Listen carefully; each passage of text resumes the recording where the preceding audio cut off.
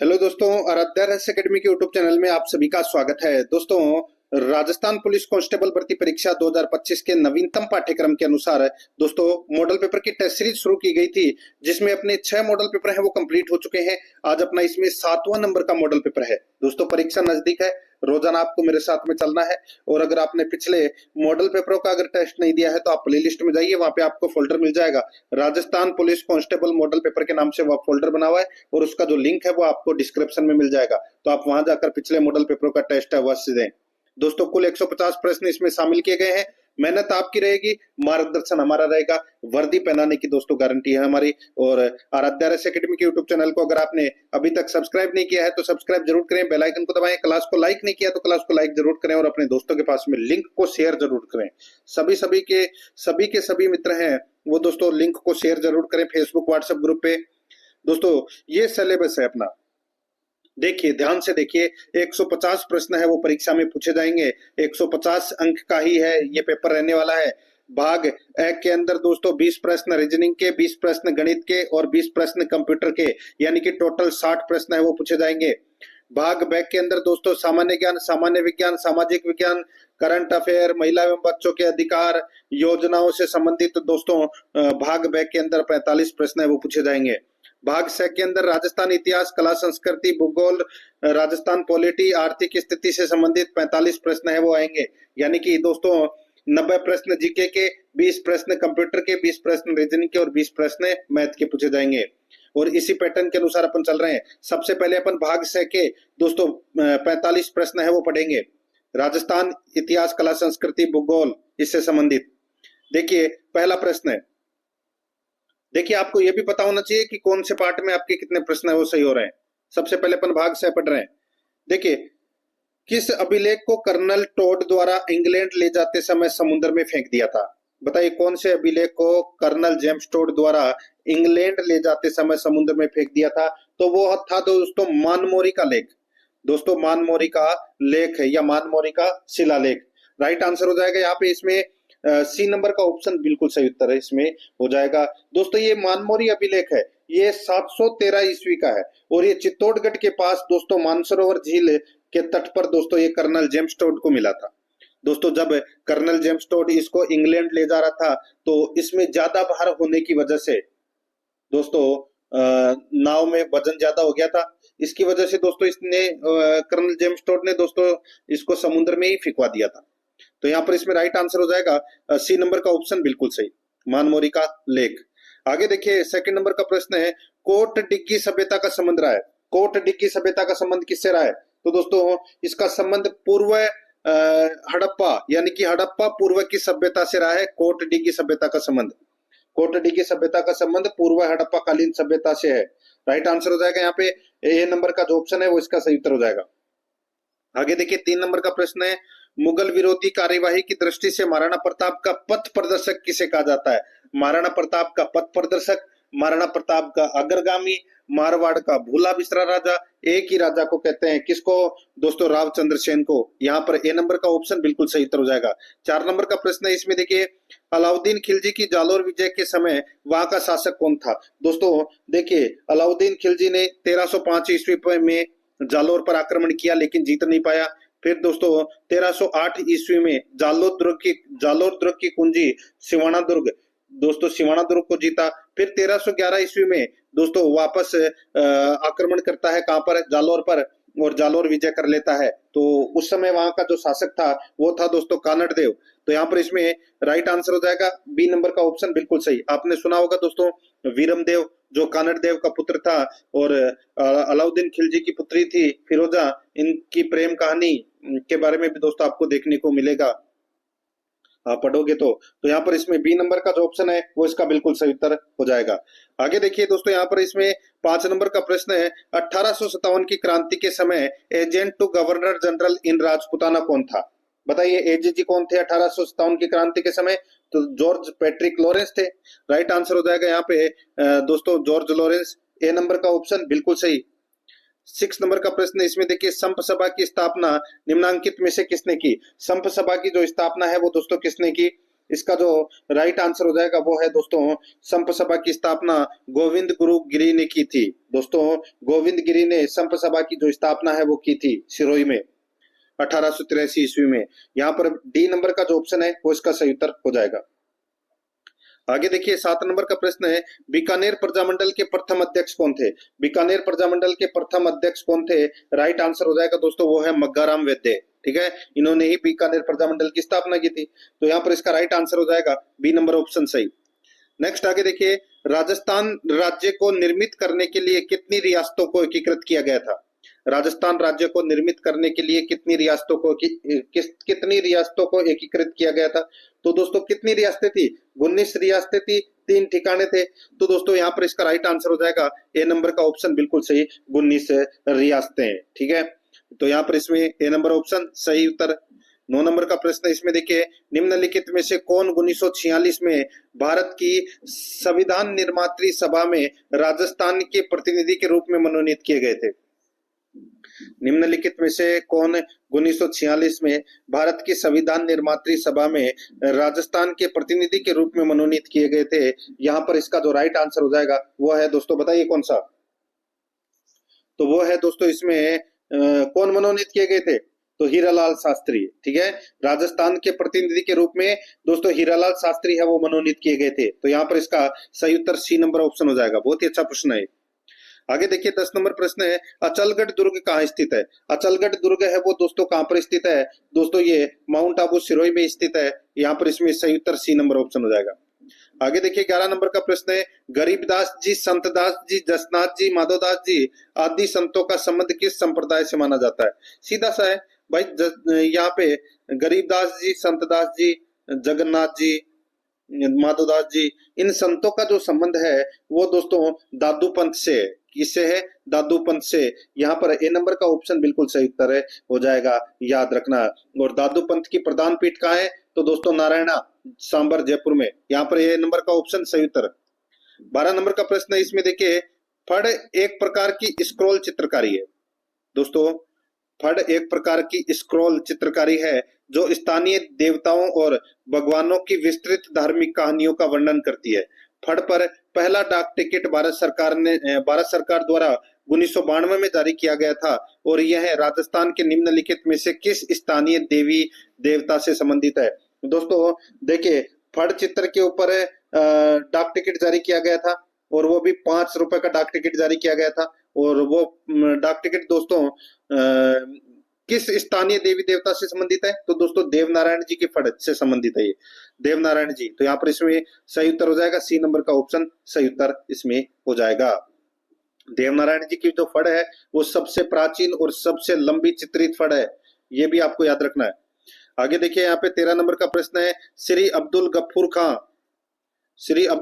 खां, इम्तियाज अली तथा अब्दुल रज्जाक कुरैशी किस क्षेत्र में प्रसिद्ध है? बताइए कौन से क्षेत्र में प्रसिद्ध है?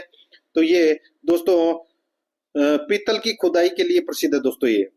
ठीक है, ये आपको इसमें याद रखना है दोस्तों, पीतल पर खुदाई के लिए दोस्तों, यानी कि पीतल की खुदाई हस्तकला क्षेत्र में दोस्तों ये प्रसिद्ध है।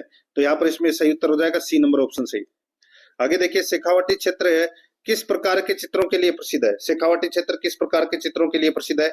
तो यहाँ पर इसका राइट आंसर हो जाएगा वो है दोस्तों भित्ति चित्रों के लिए प्रसिद्ध है ये शेखावाटी क्षेत्र है। यहाँ पर सी नंबर का जो ऑप्शन है वो इसका बिल्कुल सही उत्तर हो जाएगा। आगे देखिए यहाँ पर 15 नंबर का प्रश्न है, राजस्थान की संस्कृति में मूंगदना क्या है? राजस्थान की संस्कृति में मूंगदना किसको बोलते हैं? दोस्तों मूंगदना होता है ये भोजन पकाने के लिए प्रयोग में ली जाने वाली लकड़ियां है और ये गणेश जी स्थापना शादी के समय दोस्तों, गणेश जी स्थापना के पश्चात लाई जाती है दोस्तों ये मूंगदना, यानी कि जाटी की कोई लकड़ी वकड़ी लाई जाती है। ठीक है, शादी के समय। तो यहाँ पर इसमें राइट आंसर क्या हो जाएगा? वो है दोस्तों भोजन पकाने के लिए लकड़ियां जो विनायक है स्थापना के पश्चात लाई जाती है। डी नंबर का जो ऑप्शन है वो इसका सही उत्तर हो जाएगा।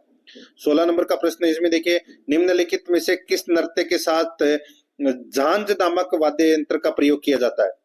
निम्नलिखित में से किस नृत्य के साथ झांझ नामक वाद्य यंत्र का प्रयोग किया जाता है? तो इस प्रश्न का जो सही उत्तर हो जाएगा वो है दोस्तों इसमें कौन सा, बताइए।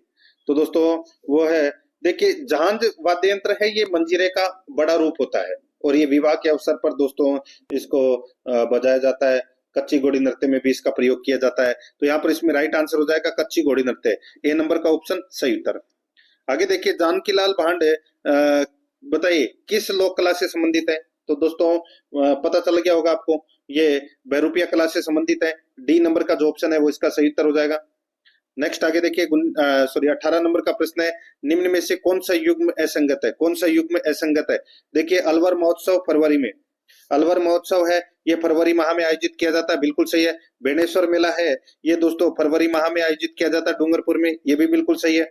ब्रज महोत्सव दोस्तों ये मार्च, ये गलत हो जाएगा, ये अक्टूबर नवंबर में मनाया जाता है दोस्तों, अक्टूबर नवंबर में दोस्तों ये मनाया जाता है। और शेखावाटी महोत्सव है ये फरवरी माह में मनाया जाता है, बिल्कुल सही है। यहाँ पर सी नंबर का जो ऑप्शन है वो इसका सही उत्तर इसमें हो जाएगा। दोस्तों एक विशेष न्यूज मैं आपको देना चाहता हूँ कि करंट अफेयर से संबंधित आपको दोस्तों मूमल क्लासेज के नाम से एक यूट्यूब चैनल देखने को मिलेगा, जिसका लिंक है वो आपको डिस्क्रिप्शन में मिल जाएगा। वहां पर आपको दोस्तों राजस्थान करंट अफेयर से संबंधित आपको डेली प्रश्न है वो वहां पर मिलेंगे आगे आने वाले समय में। और दोस्तों वहां पर आपको डेली, मासिक, साप्ताहिक करंट अफेयर के प्रश्न मिलेंगे। करंट अफेयर से संबंधित आपका एक भी प्रश्न है वो गलत नहीं होगा। आप मूमल क्लासेज यूट्यूब चैनल को सब्सक्राइब जरूर करें, ठीक है। और दोस्तों देखिए अब यहाँ पे 19 नंबर का प्रश्न है, राजस्थान में सर्वाधिक संख्या किस जनजाति की है। राजस्थान में सर्वाधिक संख्या कौन सी जनजाति की है। तो इसका सही उत्तर हो जाएगा वो है दोस्तों मीणा जनजाति की, सी नंबर का ऑप्शन बिल्कुल सही, मीणा जनजाति की। 20 नंबर का प्रश्न है, पश्चिमी क्षेत्र सांस्कृतिक केंद्र उदयपुर के सभापति कौन है। पश्चिमी क्षेत्र है यानी कि पश्चिम क्षेत्र सांस्कृतिक केंद्र उदयपुर के सभापति कौन है। इसका सही उत्तर हो जाएगा दोस्तों वो है सभापति राजस्थान के राज्यपाल हैं, वो दोस्तों इसके सभापति है। इसका सही उत्तर हो जाएगा ए नंबर का जो ऑप्शन है वो इसका बिल्कुल सही, ये आपको इसमें याद रखना है। आगे देखिए 21 नंबर का प्रश्न है, निम्नलिखित लेखकों में किसकी कहानियों पर आधारित फिल्म पहेली का निर्माण अमोल पालेकर द्वारा किया गया था। बताइए दोस्तों, ये तो सभी को पता होगा। यहाँ पर जो पहेली फिल्म है, ठीक है, इसकी जो रचना है वो अमोल पालेकर के द्वारा की गई थी। और ये कौन सी कहानी पर आधारित है। तो दोस्तों ये विजयदान देथा की कहानी पर यह आधारित है। तो यहाँ पर इसका राइट आंसर क्या हो जाएगा वो है दोस्तों बी नंबर का जो ऑप्शन है वो इसका बिल्कुल सही उत्तर इसमें हो जाएगा। और विजयदान देथा की दोस्तों कहानी है दुविधा, उस पर आधारित है ये पहली फिल्म। तो यहाँ पर इसके राइट आंसर क्या हो जाएगा, बी नंबर ऑप्शन सही। आगे देखिए 22 नंबर का प्रश्न है, कर्क रेखा राजस्थान के निम्नांकित में से किन जिलों से होकर गुजरती है। 2 जिलों से होकर गुजरती है, कौन कौन से। तो यहाँ पर इसका जो सही उत्तर हो जाएगा वो है बांसवाड़ा और डूंगरपुर से होकर गुजरती है, बी नंबर का ऑप्शन बिल्कुल सही उत्तर हो जाएगा। आगे देखिए 23 नंबर का प्रश्न है, घग्गर का दोआब मैदान जो राजस्थान के हनुमानगढ़ व श्री गंगानगर जिलों में पाया जाता है वह निम्नलिखित किन 2 नदियों के निक्षेपण से बना है। किन 2 नदियों के निक्षेपण से बना है। तो यहाँ पर इसका जो राइट आंसर हो जाएगा वो है घग्गर और सतलज नदियों के निक्षेपण से बना है दोस्तों ये दोआब मैदान। यहाँ पर इसमें बी नंबर का ऑप्शन बिल्कुल सही उत्तर हो जाएगा। आगे देखिए 24 नंबर का प्रश्न है, बंगाल की खाड़ी में गिरने वाली राजस्थान की नदियों का सही युग्म निम्न में से कौन सा है। तो दोस्तों बंगाल की खाड़ी में गिरने वाली राजस्थान की नदियों का सही युग्म कौन सा है। इसका जो सही उत्तर हो जाएगा वो है दोस्तों इसमें कौन सा। तो इसका सही उत्तर हो जाएगा दोस्तों काली सिंध और गंभीरी, काली सिंध और गंभीरी। तो यहाँ पर इसमें राइट आंसर क्या हो जाएगा, डी नंबर का ऑप्शन बिल्कुल सही, ये आपको इसमें याद रखना है, ठीक है। यहाँ पर जो ये गंभीरी नदी है इसका उद्गम दोस्तों मध्य प्रदेश से होता है और काली सिंध नदी का जो उद्गम है वो विंध्य श्रेणी से होता है और ये दोनों अपना जल है वो दोस्तों बंगाल की खाड़ी में लेकर जाती है, डी नंबर ऑप्शन बिल्कुल सही। आगे देखिए 25 नंबर का प्रश्न है, निम्नलिखित में से किस बांध को मारवाड़ का अमृत सरोवर कहा जाता है। मारवाड़ का अमृत सरोवर दोस्तों जमाई बांध को कहा जाता है। यहाँ पर ए नंबर का ऑप्शन राइट आंसर हो जाएगा, सुमेरपुर पाली के निकट ये दोस्तों ये स्थित है। यहाँ पर ए नंबर ऑप्शन सही उत्तर। 26 नंबर का प्रश्न है, इसमें देखिए शीत ऋतु में पश्चिमी राजस्थान में अधिक ठंड पड़ने का प्रमुख कारण क्या है। शीत ऋतु में पश्चिमी राजस्थान में अधिक ठंड पड़ने का प्रमुख कारण क्या है? तो वो प्रमुख कारण है, वो है दोस्तों रेतीला धरातल होना, रेतीला धरातल होना। इसमें क्या है कि रेत दोस्तों गर्म काफी टाइम बाद होती है, ठीक है, लेकिन ठंडी भी काफी टाइम बाद होती है। और सर्दियों में तो दोस्तों ठंडी रहती है, तो ठंड तो ज्यादा पड़ेगी ही। तो यहाँ पर इसमें राइट आंसर हो जाएगा ए नंबर का ऑप्शन बिल्कुल सही। आगे देखिए 27 नंबर का प्रश्न है, पश्चिमी राजस्थान की मिट्टी अम्लीय और क्षारीय तत्वों से संसिक्त कैसे हो जाती है? बताइए दोस्तों, पश्चिमी राजस्थान की मिट्टी अम्लीय और क्षारीय तत्वों से संसिक्त कैसे हो जाती है? तो दोस्तों कैसे हो जाती है? क्योंकि दोस्तों देखिए, मिट्टी की निचली सतह से ऊपर की ओर केशिकाओं द्वारा जल रिसाव से दोस्तों ये राजस्थान की जो मिट्टी है, पश्चिमी राजस्थान की, ये अम्लीय और क्षारीय हो जाती है। तो यहाँ पर इसमें बी नंबर का जो ऑप्शन है वो इसका बिल्कुल सही उत्तर है, इसमें हो जाएगा। ये आपको इसमें याद रखना है, ठीक है। आगे देखिए दोस्तों, यहाँ पर इसमें 28 नंबर का प्रश्न है, नवीनतम वन रिपोर्ट 2021 के अनुसार राज्य में सर्वाधिक व न्यूनतम वन क्षेत्र प्रतिशत वाले जिले क्रमशः है। नवीनतम वन रिपोर्ट 2021 के अनुसार राज्य में सर्वाधिक व न्यूनतम वन क्षेत्र प्रतिशत वाले जिले क्रमशः कौन से हैं? तो दोस्तों वो है इसमें उदयपुर और जोधपुर। दोस्तों उदयपुर में 23.49% पर है, 23.49% पर है, और जोधपुर में दोस्तों 0.48% पर है। ये आपको इसमें याद रखना है। न्यूनतम वन क्षेत्र है जोधपुर और सर्वाधिक वन क्षेत्र है उदयपुर। यहाँ पर बी नंबर ऑप्शन बिल्कुल सही। आगे देखिए 29 नंबर का प्रश्न है, राजस्थान के किस जिले में राष्ट्रीय जीवाश्म उद्यान स्थित है? राष्ट्रीय जीवाश्म उद्यान दोस्तों ये जैसलमेर में स्थित है, डी नंबर का ऑप्शन बिल्कुल सही। 30 नंबर का प्रश्न है, राजस्थान में व्यापारिक फसलों में नरमा किस्म किस फसल से संबंधित है? नरमा किस्म है ये दोस्तों किसकी है? तो ये कपास की किस्म है। यहाँ पर इसमें बी नंबर ऑप्शन बिल्कुल सही। आगे देखिए, चंबल घाटी विकास योजना एक संयुक्त बहुउद्देशीय परियोजना है जिसके पानी और बिजली में बराबर के हिस्सेदार है। चंबल घाटी परियोजना दोस्तों ये एक संयुक्त बहुउद्देशीय परियोजना है और जिसके पानी और बिजली में बराबर के हिस्सेदार हैं, तो वो है दोस्तों सीधा सा है। चंबल का उद्गम कहाँ से होता है? मध्य प्रदेश से। तो इसमें मध्य प्रदेश और राजस्थान इसके बराबर हिस्सेदार हैं। यहाँ पर बी नंबर ऑप्शन सही। आगे देखिए, राजस्थान पशुधन की दृष्टि से समृद्ध है। यहाँ देश के कुल पशुधन का कितना प्रतिशत पशुधन पाया जाता है? बताइए, देश के कुल पशुधन का कितना प्रतिशत राजस्थान में पाया जाता है? तो यहाँ पर इसका राइट आंसर हो जाएगा, वो है 10.60%। 10.60% इसका राइट आंसर हो जाएगा। सी नंबर ऑप्शन बिल्कुल सही।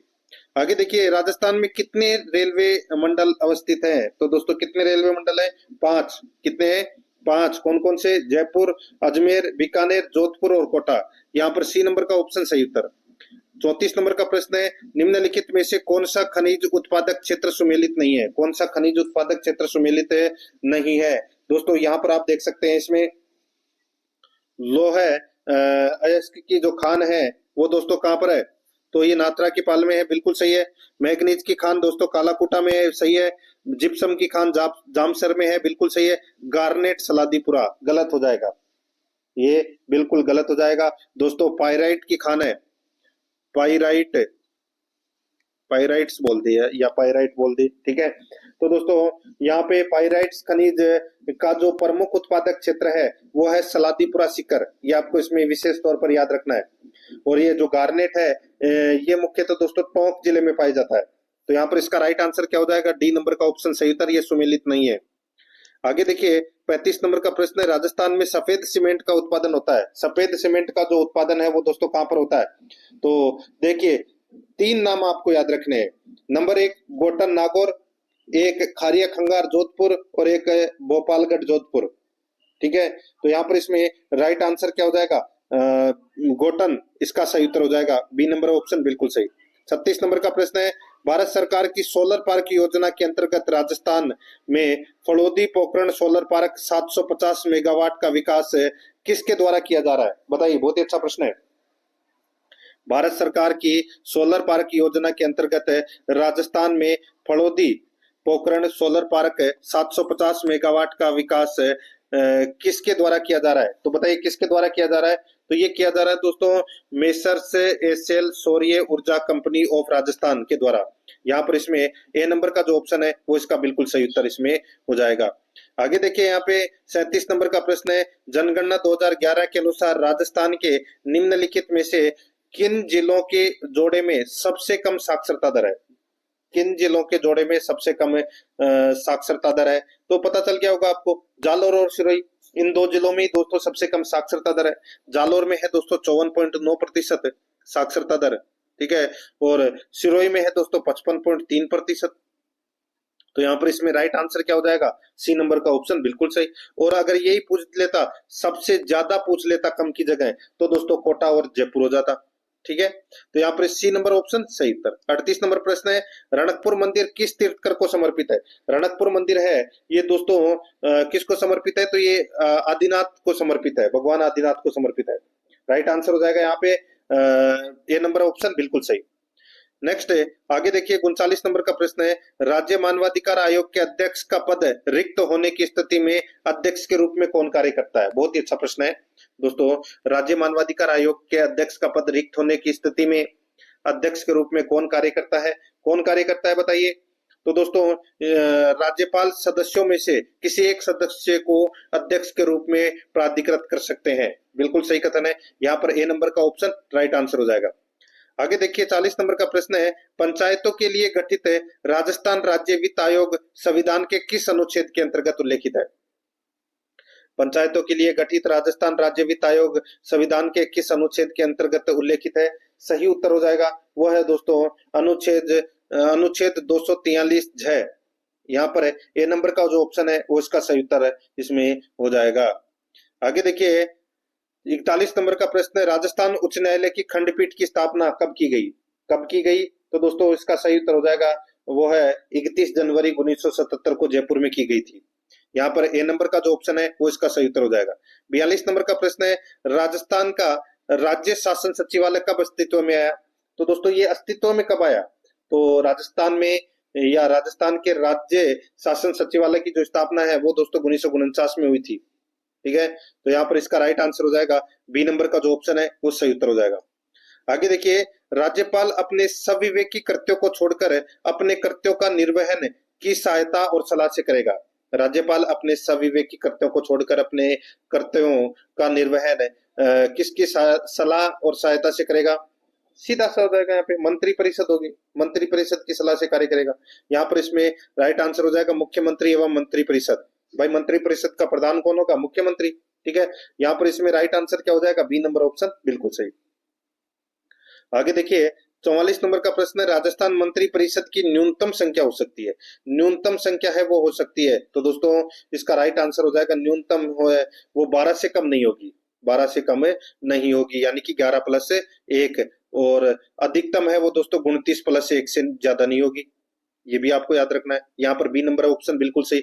91वां संविधान संशोधन दोस्तों 2003 उसके माध्यम से यह प्रावधान किया गया था कि कुल सदस्य संख्या से 15% से अधिक मंत्री है वो नहीं बन सकते, मंत्री परिषद 15% से अधिक नहीं होगी। जैसे कि राजस्थान में 200 विधानसभा सीटें हैं तो 200 का 15% निकाल लीजिए, कितने 30, यानी कि 30 से ज्यादा मंत्री है वो नहीं होंगे। यहाँ पर बी नंबर ऑप्शन सही। 45 नंबर का प्रश्न है, राजस्थान की प्रथम महिला विधायक थी, राजस्थान की प्रथम महिला विधायक है वो कौन थी? तो यहाँ पर इसका राइट आंसर हो जाएगा यशोदा देवी, यशोदा देवी। बी नंबर का ऑप्शन बिल्कुल सही उत्तर इसमें हो जाएगा यशोदा देवी।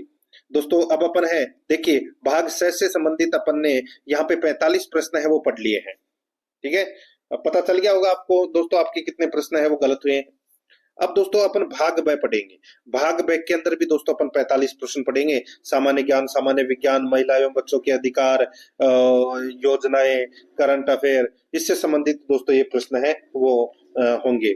देखिए यहाँ पे 46 नंबर का प्रश्न है, निम्न में से किस मंडल को सहवन मंडल भी कहा जाता है? बताइए किस मंडल को सहवन मंडल भी कहा जाता है? तो यहाँ पर इसका जो राइट आंसर हो जाएगा दोस्तों बताइए, सहवन मंडल ये कहा जाता है दोस्तों शोभ मंडल को, ठीक है, शोभ मंडल को। यहाँ पर ए नंबर का ऑप्शन बिल्कुल सही उत्तर इसमें हो जाएगा, क्योंकि दोस्तों सहवन धाराएं इसी मंडल तक ही सीमित रहती है। तो यहाँ पर इसका राइट आंसर हो जाएगा ए नंबर ऑप्शन सही।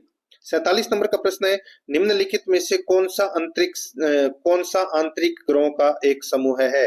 कौन सा आंतरिक ग्रहों का एक समूह है? तो यहाँ पर इसका राइट आंसर हो जाएगा वो है दोस्तों शुक्र पृथ्वी बुध मंगल। शुक्र पृथ्वी बुध मंगल ये दोस्तों आंतरिक ग्रहों का एक समूह है। इसे पार्थिव ग्रह भी कहते हैं। ठीक है, ये पृथ्वी के दोस्तों सदृश होते हैं। यहाँ पर इसका राइट आंसर हो जाएगा भीतरी ग्रह भी बोल सकते हैं आप इनको। यहाँ पर बी नंबर का जो ऑप्शन है वो इसका राइट आंसर हो जाएगा। आगे देखिए 48 नंबर का प्रश्न है विषु संबंधित है। तो विषु किससे संबंधित है? ये दोस्तों संबंधित है किससे? तो ये 21 मार्च से संबंधित है दोस्तों। यहाँ पर ए नंबर का ऑप्शन बिल्कुल सही उत्तर हो जाएगा दोस्तों। 21 मार्च को संपूर्ण पृथ्वी पर दिन और रात दोस्तों दिन और रात है वो बराबर होते हैं। ये आपको इसमें याद रखना है। तो यहाँ पर इसका राइट आंसर हो जाएगा ए नंबर का जो ऑप्शन है वो इसका बिल्कुल सही उत्तर हो जाएगा। आगे देखिए यानी कि जब सूर्य की किरणें विषुवत रेखा पर लंबवत पड़ती है तो दोस्तों दिन और रात बराबर होते हैं। ये साल में 2 ही दिन ऐसे आते हैं दोस्तों, एक 23 सितंबर को और एक 21 मार्च को। ठीक है, यहाँ पर ए नंबर ऑप्शन सही।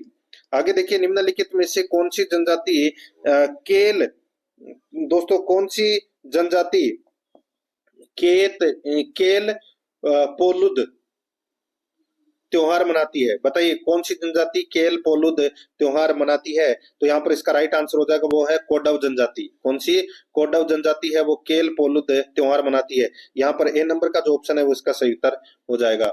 आगे देखिए यहाँ पे 50 नंबर का प्रश्न है संगमरमर किस चट्टान संगमरमर किस प्रकार की चट्टान है? संगमरमर किस प्रकार की चट्टान है?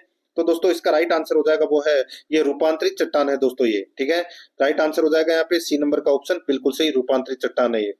आगे देखिए 51 नंबर का प्रश्न है मुगल प्रांतों में एक प्रशासनिक प्रमंडल कौन सा था? मुगल प्रांतों में एक प्रशासनिक प्रमंडल कौन सा था? तो बताइए कौन सा था? तो इसका राइट आंसर हो जाएगा वो है इसमें परगना। कौन सा था दोस्तों? परगना। यहाँ पर डी नंबर का ऑप्शन सही उत्तर हो जाएगा, परगना था। आगे देखिए 52 नंबर प्रश्न है भारत के उपराष्ट्रपति के निर्वाचक मंडल में कौन शामिल है? भारत के उपराष्ट्रपति के निर्वाचक मंडल में कौन शामिल है? तो दोस्तों बताइए कौन शामिल है निर्वाचक मंडल में? यहाँ पे बात हो रही है उपराष्ट्रपति की सिर्फ। तो दोस्तों इसमें संसद के मनोनीत सदस्य हैं वो इसके निर्वाचक मंडल में शामिल है। तो यहाँ पर इसमें ए नंबर का जो ऑप्शन है वो इसका सही उत्तर हो जाएगा। आगे देखिए यहाँ पर 53 नंबर का प्रश्न है यदि पृथ्वी का घूर्णन बंद हो जाए तो प्रभावित होगा। यदि पृथ्वी का घूर्णन बंद हो जाए तो प्रभावित होगा। तो दोस्तों तो क्या प्रभावित होगा? तो दोस्तों पृथ्वी पर लगभग 6 महीने का दिन और 6 महीने की रात है वो हो जाएगी। तो यहाँ पर इसमें राइट आंसर हो जाएगा दिन रात की अवधि। तो दिन रात की अवधि प्रभावित होगी। तो यहाँ पर इसमें राइट आंसर हो जाएगा यानी कि 6 महीने तक दोस्तों अंधेरा रहेगा, 6 महीने तक दिन रहेगा। तो यहाँ पर इसमें राइट आंसर क्या हो जाएगा? 2 नंबर का ऑप्शन सही। देखिए यहाँ पे उत्तर बताना है, एक तो ये भी हो जाएगा दोस्तों। ठीक है, देखिए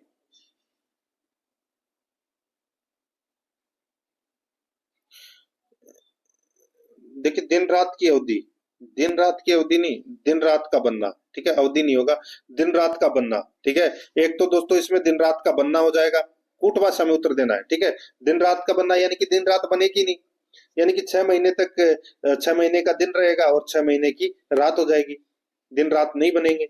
और दोस्तों इसमें क्या होगा देखिए पृथ्वी का अपकेंद्रीय बल, दोस्तों पृथ्वी का अपकेंद्रीय बल ये भी दोस्तों इसमें प्रभावित होगा। तो यहाँ पर इसमें राइट आंसर क्या हो जाएगा? 1 और 4। यहाँ पे बी नंबर का जो ऑप्शन है वो इसका बिल्कुल सही उत्तर हो जाएगा, याद रखना। ठीक है, आगे देखिए 54 नंबर का प्रश्न है बोस्टन टी पार्टी की घटना कब हुई? बोस्टन टी पार्टी की जो घटना है ये दोस्तों कब हुई थी? तो यहाँ पर इसका राइट आंसर हो जाएगा वो है ये घटना हुई थी दोस्तों 16 दिसंबर 1773 को। 16 दिसंबर 1773 को। तो यहाँ पर इसमें दोस्तों डी नंबर का ऑप्शन बिल्कुल सही। दोस्तों इसमें देखिए बोस्टन बंदरगाह पर खड़े जहाज में से दोस्तों लोगों ने 340 चाय की पेटियों को समुद्र में फेंक दिया था। तो ये बोस्टन टी पार्टी की घटना है। यहाँ पर डी नंबर का ऑप्शन बिल्कुल सही। 55 नंबर का प्रश्न है इसमें देखिए इनमें से कौन सी वह गतिविधि नहीं है जिसे तृतीयक क्षेत्र के अंतर्गत वर्गीकृत किया गया है? इनमें से कौन सी वह गतिविधि नहीं है जिसे तृतीयक क्षेत्र के अंतर्गत वर्गीकृत किया गया है? दोस्तों देखिए, तृतीयक क्षेत्र को सेवा क्षेत्र भी कहा जाता है, और सेवा क्षेत्र में दोस्तों देखिए क्या क्या आता है, तो क्या क्या आता है, तो इसमें बैंकिंग आता है, भंडारण आता है, पर्यटन आता है, परिवहन आता है, व्यापार आता है, और ये जो यहाँ पर मछली पकड़ना है, ये दोस्तों प्राथमिक क्षेत्र के अंतर्गत आता है। तो यहाँ पर इसमें मछली पकड़ना इसका सही उत्तर हो जाएगा। 56 नंबर का प्रश्न है, इसमें देखिए लावणी कौन से राज्य का लोक नृत्य का प्रकार है? बताइए, लावणी लावणी कौन से राज्य का लोक नृत्य प्रकार है? तो यहाँ पर इसका राइट आंसर हो जाएगा, ये महाराष्ट्र का लोक नृत्य है दोस्तों, लावणी। राइट आंसर हो जाएगा यहाँ पे बी नंबर ऑप्शन, बिल्कुल सही। आगे देखिए 57 नंबर का प्रश्न है, धूमिल तेंदुआ राष्ट्रीय उद्यान निम्न में से किस राज्य में स्थित है? धूमिल तेंदुआ राष्ट्रीय उद्यान निम्न में से किस राज्य में स्थित है? तो इसका राइट आंसर हो जाएगा, वो है दोस्तों ये त्रिपुरा में है। कहां पर है? त्रिपुरा में। नेक्स्ट आगे देखिए दोस्तों, यहाँ पर इसमें देखिए सूची फर्स्ट को सूची सेकंड से सुमेलित करना है। एक तरफ विद्युत संयंत्र है तो दूसरी तरफ राज्य है। यहाँ पर आप देख सकते हैं दोस्तों, सतपुड़ा विद्युत संयंत्र है, वो कहां पर है? तो दोस्तों ये मध्य प्रदेश में है, ठीक है। और दुर्वन विद्युत संयंत्र है, वो दोस्तों ये गुजरात में है। और टनकपुर है, ये कहां पर है? तो दोस्तों ये उत्तराखंड में है। और दाबोल है, ये दोस्तों महाराष्ट्र में है। तो यहाँ पर इसका राइट आंसर क्या हो जाएगा? 4321। 4321 कौन से ऑप्शन में है? तो यहाँ पर देखिए बी नंबर का जो ऑप्शन है वो इसका बिल्कुल सही उत्तर हो जाएगा।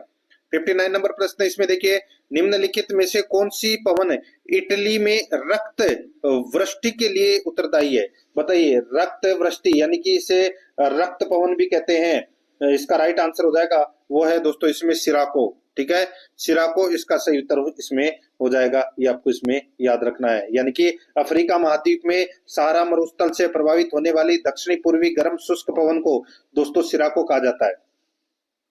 तो इसमें दोस्तों सिराको पवन के साथ दोस्तों लाल रेत की मात्रा अधिक होती है, ये भी आपको इसमें याद रखना है।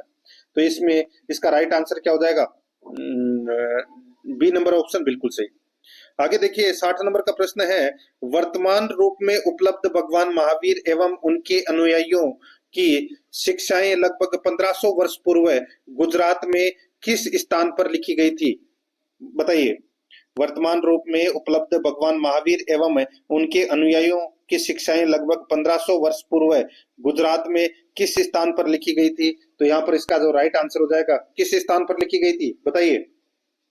तो ये लिखी गई थी वल्लभी में। यहाँ पर ए नंबर का जो ऑप्शन है वो इसका सही उत्तर हो जाएगा, वल्लभी में। नेक्स्ट आगे देखिए, यहाँ पे अब अपन जनरल साइंस के प्रश्न है वो पढ़ रहे हैं। 61 नंबर का प्रश्न है, इसमें देखिए कौन से पौधों का नर प्रजनन अंग है? तो दोस्तों यहाँ पर इसका राइट आंसर हो जाएगा, वो है इसमें पुंकेसर। पुंकेसर पौधों का नर प्रजनन अंग है। तो यहाँ पर इसमें सही उत्तर हो जाएगा डी नंबर ऑप्शन, बिल्कुल सही।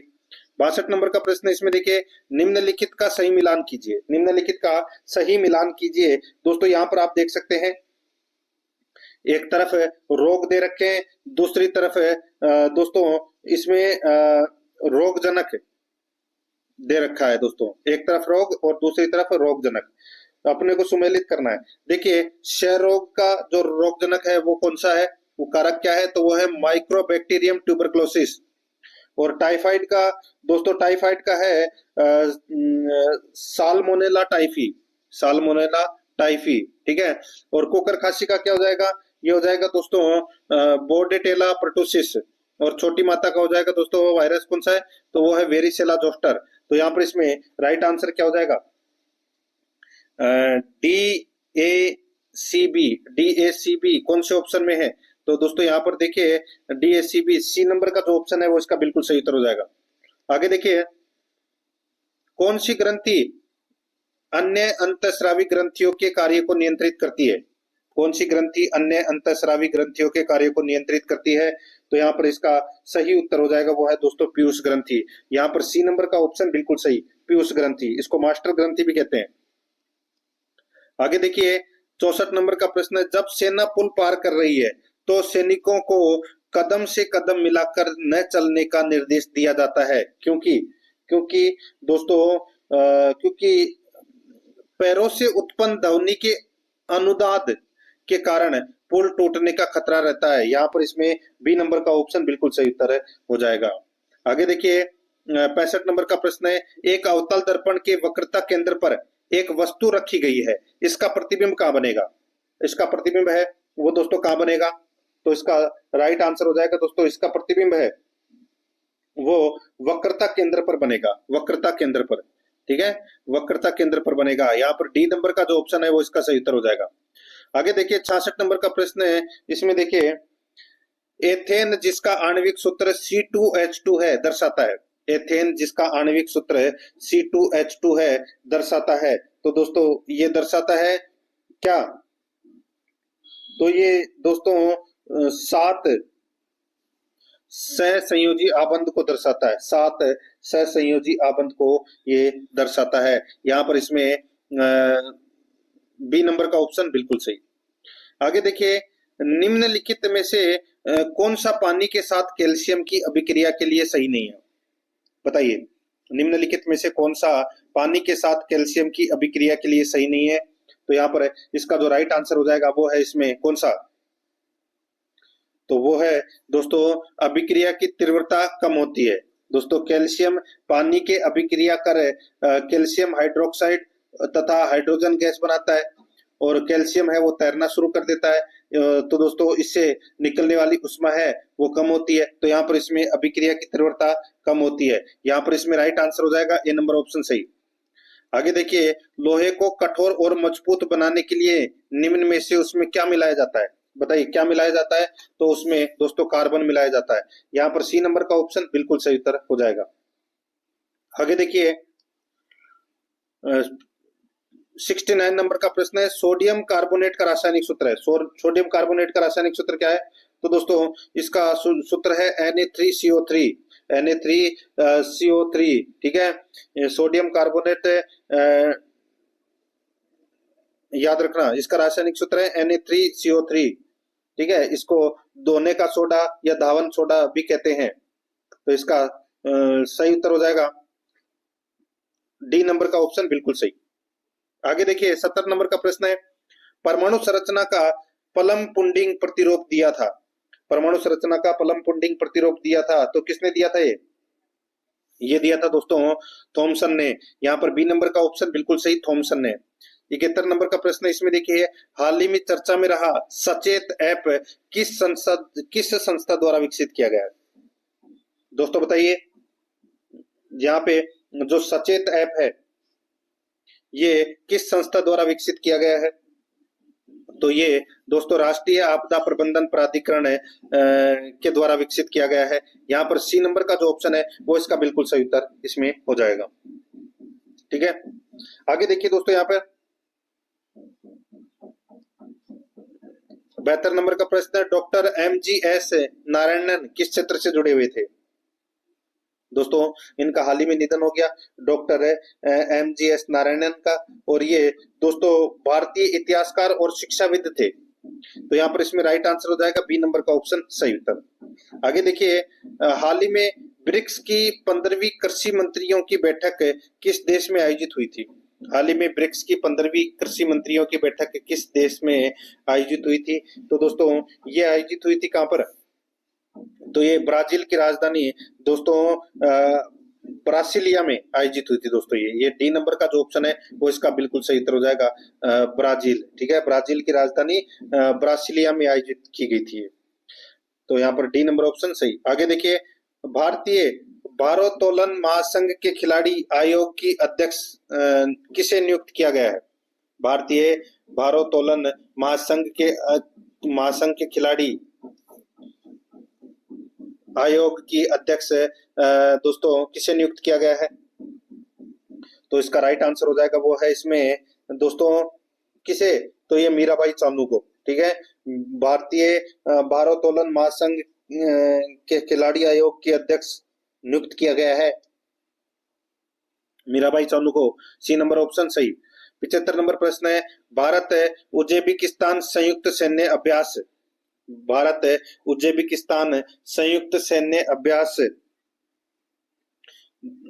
डस्टलिक 6 का आयोजन कहाँ किया जा रहा है? तो दोस्तों कहाँ पर किया जा रहा है? तो दोस्तों इसका जो आयोजन है ये पुणे में किया जा रहा है दोस्तों, पुणे में। तो यहाँ पर इसका right answer B number option हो जाएगा।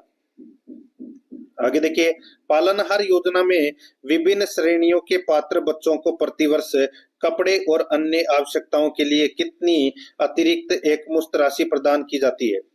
पालनहार योजना में विभिन्न श्रेणियों के पात्र बच्चों को प्रतिवर्ष कपड़े और अन्य आवश्यकताओं के लिए कितनी अतिरिक्त एकमुश्त राशि प्रदान की जाती है? तो यहाँ पर इसका राइट आंसर हो जाएगा, वो है दोस्तों बताइए।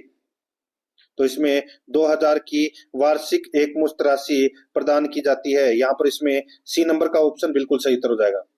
आगे देखिए, 77 नंबर का प्रश्न है, स्वास्थ्य एवं परिवार कल्याण मंत्रालय ने स्वास्थ्य और कल्याण केंद्रों का नाम बदलकर क्या कर दिया गया है? स्वास्थ्य एवं परिवार कल्याण मंत्रालय ने स्वास्थ्य और कल्याण केंद्रों का नाम बदलकर क्या कर दिया गया है? तो यहाँ पर इसका राइट आंसर हो जाएगा, वो है इसमें आयुष्मान आरोग्य मंदिर।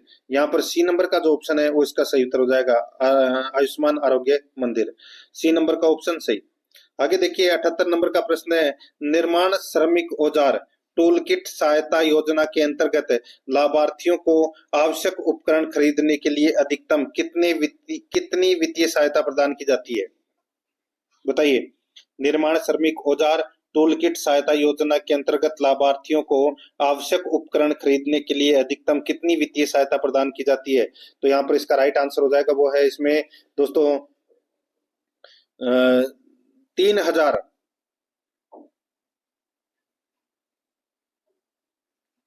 ठीक है, देखिए इसमें नहीं 3000 नहीं, 2000 या उपकरणों की वास्तविक लागत जो भी कम हो, यहाँ पर इसमें बी नंबर का ऑप्शन बिल्कुल सही उत्तर इसमें हो जाएगा। ये सहायता प्रदान की जाती है दोस्तों। ठीक है,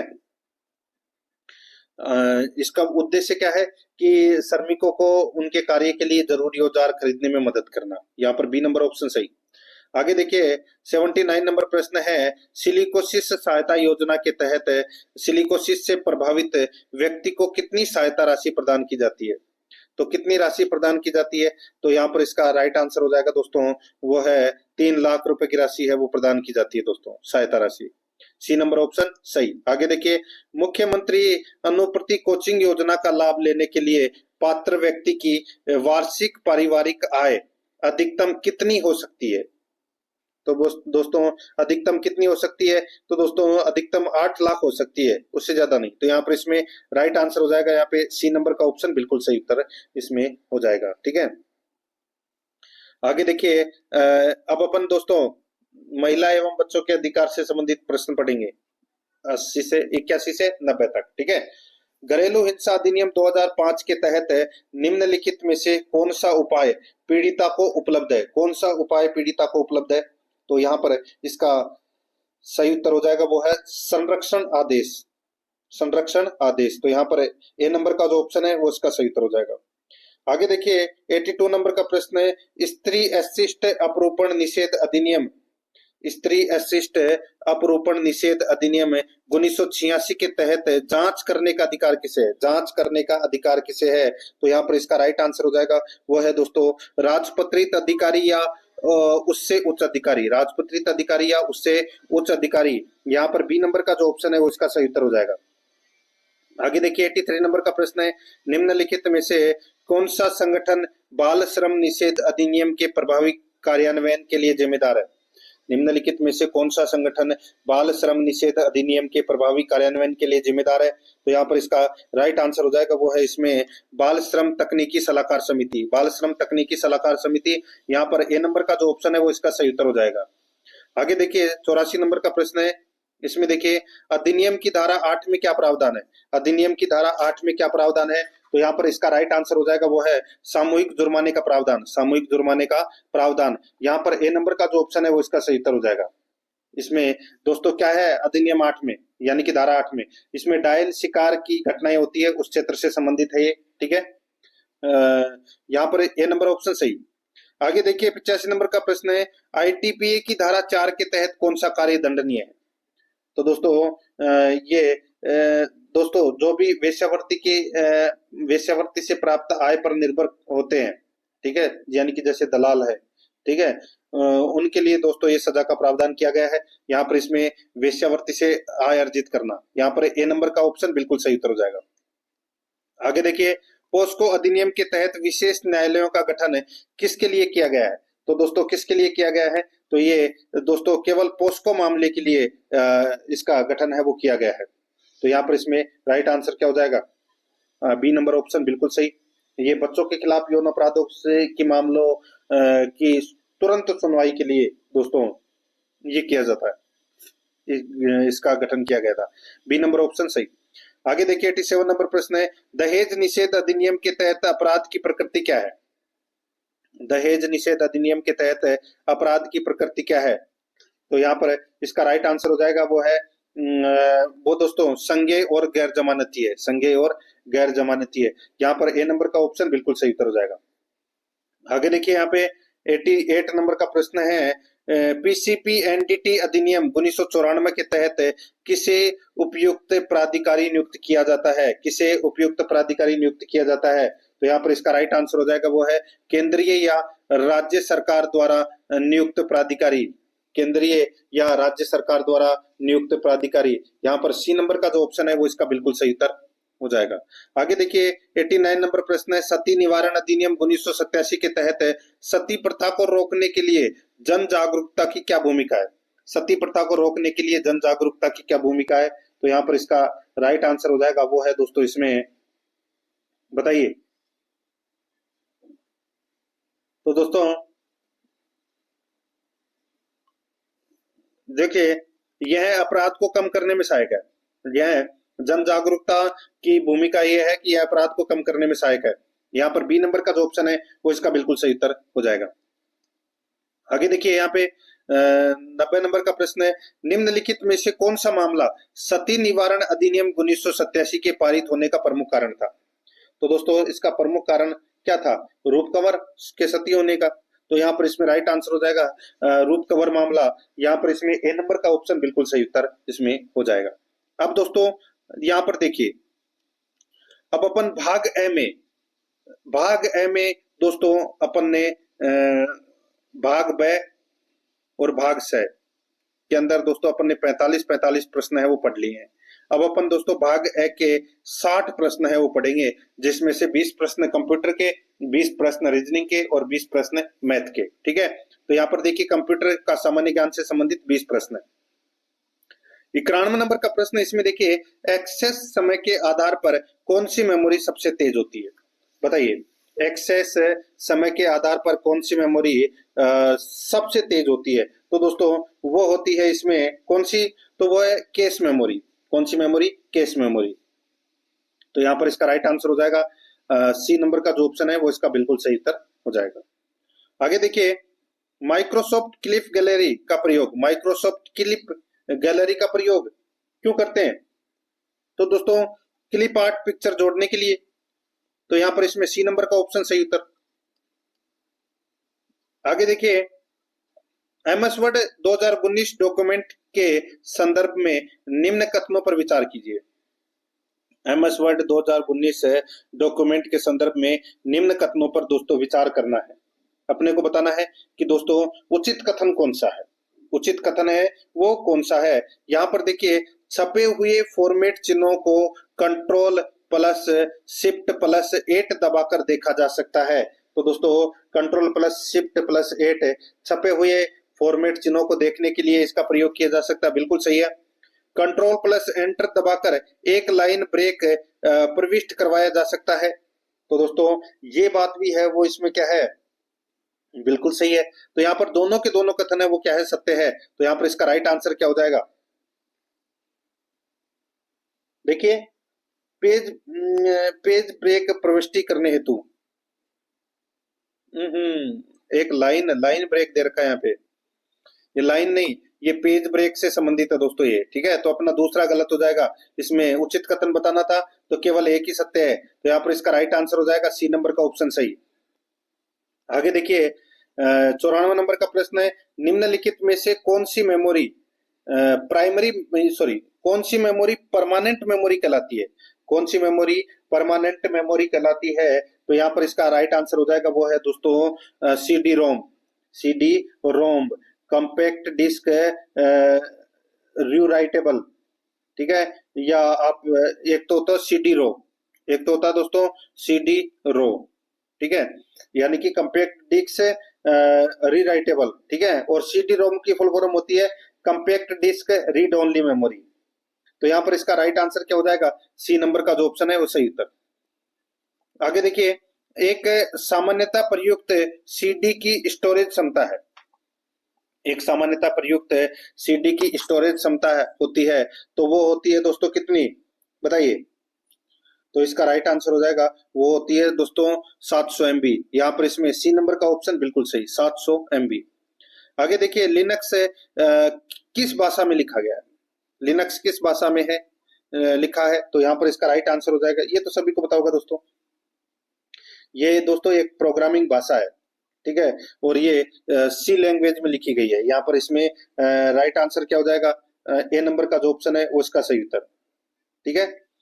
जो विंडोज, लिनक्स और यूनिक्स ये सी लैंग्वेज में लिखे गए हैं, यहाँ पर ए नंबर का ऑप्शन सही। आगे देखिए, माइक्रोसॉफ्ट एक्सेल में डॉक्यूमेंट को जूम करने का विकल्प उपलब्ध होता है, तो बताइए किस में होता है डॉक्यूमेंट को जूम करने का विकल्प, तो इसका राइट आंसर हो जाएगा वो है व्यू टैब में। यहाँ पर ए नंबर का जो ऑप्शन है वो सही उत्तर, व्यू टैब में। आगे देखिए, कंप्यूटर की भौतिक बनावट कहलाती है, कंप्यूटर की भौतिक बनावट है वो क्या कहलाती है, वो कहलाती है दोस्तों हार्डवेयर। यहाँ पर बी नंबर का ऑप्शन सही उत्तर। आगे देखिए, डेटा का बैकअप लेने के लिए किस उपकरण का उपयोग किया जाता है, डेटा का बैकअप लेने के लिए किस उपकरण का उपयोग किया जाता है, तो यहाँ पर इसका जो राइट आंसर हो जाएगा वो है दोस्तों इसमें फ्लॉपी डिस्क, के टेप, नेटवर्क ड्राइव। तो यहाँ पर इसका राइट आंसर हो जाएगा उपरोक्त सभी। यहाँ पर डी नंबर का ऑप्शन बिल्कुल सही। 100 नंबर का प्रश्न इसमें देखिए, कंप्यूटर हार्डवेयर निम्न में से किसके बिना कार्य नहीं कर सकता है, कंप्यूटर हार्डवेयर निम्न में से किसके बिना कार्य नहीं कर सकता है, तो इसका जो राइट आंसर हो जाएगा वो है दोस्तों इसमें सॉफ्टवेयर के बिना दोस्तों कार्य नहीं कर सकता है। यहाँ पर सी नंबर का ऑप्शन सही उत्तर। आगे देखिए, 101 नंबर का प्रश्न है, अर्थमेटिक कैलकुलेशंस के द्वारा की जाती है, बताइए किसके द्वारा, तो दोस्तों ये अर्थमेटिक लॉजिक यूनिट यानी कि ALU। तो यहाँ पर इसका राइट आंसर हो जाएगा ALU, ठीक है। नेक्स्ट आगे देखिए, पावर पॉइंट एप्लीकेशन यूजर को अनुमति देता है, पावर पॉइंट यानी कि MS power point application user को अनुमति देता है, तो किसके लिए, तो दोस्तों ये देता है देखिए, notes for the speaker notes, paper print out of slide, animation presentation, तो दोस्तों इन सभी की अनुमति देता है। तो यहाँ पर इसका राइट आंसर हो जाएगा all of the above, D number का ऑप्शन बिल्कुल सही। आगे देखिए दोस्तों, यहाँ पर 103 नंबर का प्रश्न है, इंफॉर्मेशन और कमांड कैप्चर करने के लिए किस प्रकार के उपकरण का प्रयोग किया जाता है, तो बताइए किस प्रकार के उपकरण का प्रयोग किया जाता है, तो यहाँ पर इसका सही उत्तर हो जाएगा दोस्तों वो है किस प्रकार के उपकरण का, बताइए, तो दोस्तों वो है इनपुट डिवाइस का। तो यहाँ पर इसमें राइट आंसर हो जाएगा बी नंबर ऑप्शन सही उत्तर। आगे देखिए, 104 नंबर का प्रश्न है, प्लॉटर एक्यूरेसी को रिपीटेबिलिटी, दोस्तों प्लॉटर एक्यूरेसी को रिपीटेबिलिटी और किसके पदों में मापा जाता है, तो यहाँ पर इसका राइट आंसर हो जाएगा वो है दोस्तों इसमें रिजोल्यूशन, रिजोल्यूशन इसका राइट आंसर हो जाएगा, बी नंबर ऑप्शन बिल्कुल सही, रिजोल्यूशन के पदों में मापा जाता है। आगे देखिए, 105 नंबर का प्रश्न है, कीबोर्ड का जनक किसे कहा जाता है, कीबोर्ड का जनक है वो किसे कहा जाता है, तो इसका जो राइट आंसर हो जाएगा वो है दोस्तों इसमें वो है कीबोर्ड का जनक, वो दोस्तों क्रिस्टोफर लोथम सोल्स को कहा जाता है दोस्तों कीबोर्ड का जनक, बी नंबर ऑप्शन सही। 106 नंबर का प्रश्न इसमें देखिए, स्कैनर एवं विशेष सॉफ्टवेयर के संयोजन से बने इनपुट डिवाइस OCR का प्रमुख कार्य है, स्कैनर एवं विशेष सॉफ्टवेयर के संयोजन से बने इनपुट डिवाइस OCR का प्रमुख कार्य क्या है, तो दोस्तों इसका प्रमुख कार्य हो जाएगा दोस्तों कागज पर हस्तलिखित एवं प्रिंटेड अक्षरों को पढ़ना, पढ़े हुए अक्षरों का संपादन एवं फॉर्मेटिंग करना, पुराने दस्तावेज पढ़ना एवं इलेक्ट्रिक फिलिंग करना। तो यहाँ पर इसका राइट आंसर हो जाएगा उपरोक्त सभी, ये सभी कार्य हैं दोस्तों OCR के, ठीक है। OCR का मतलब क्या होता है, ऑप्टिकल कैरेक्टर रिकॉग्निशन, तो यहाँ पर इसमें डी नंबर ऑप्शन सही। आगे देखिए, किस एजेंसी ने कंप्यूटर का भारत में सबसे पहले प्रयोग किया, तो दोस्तों सबसे पहले प्रयोग है वो किसने किया? तो वो किया था दोस्तों ISI कोलकाता। दोस्तों ISI यानी कि भारतीय सांख्यिकी संस्थान कोलकाता में स्थापित किया गया था दोस्तों, और ये इंग्लैंड से मंगाया गया था। राइट आंसर हो जाएगा बी नंबर का ऑप्शन, बिल्कुल सही। आगे देखिए, वेबसाइट द्वारा किस फाइल का उपयोग सबसे अधिक किया जाता है? तो वेबसाइट द्वारा किस फाइल का अधिक उपयोग किया जाता है? तो दोस्तों index.html का। यहाँ पर डी नंबर का ऑप्शन बिल्कुल सही। आगे देखिए, ईमेल हेतु प्रयुक्त SMTP का पूर्ण रूप है, SMTP का पूर्ण रूप है। तो यहाँ पर इसका जो राइट आंसर हो जाएगा वो है दोस्तों simple mail transfer protocol, simple mail transfer protocol, ये इसकी फुल फॉर्म है। सी नंबर का ऑप्शन बिल्कुल सही। 110 नंबर का प्रश्न है, बेतार संचार का उदाहरण है। तो दोस्तों बेतार संचार का उदाहरण है, तो यहाँ पर इसका राइट आंसर हो जाएगा रेडियो वेव्स। क्या हो जाएगा? Radio waves. सी नंबर का जो ऑप्शन है वो इसका सही उत्तर इसमें हो जाएगा।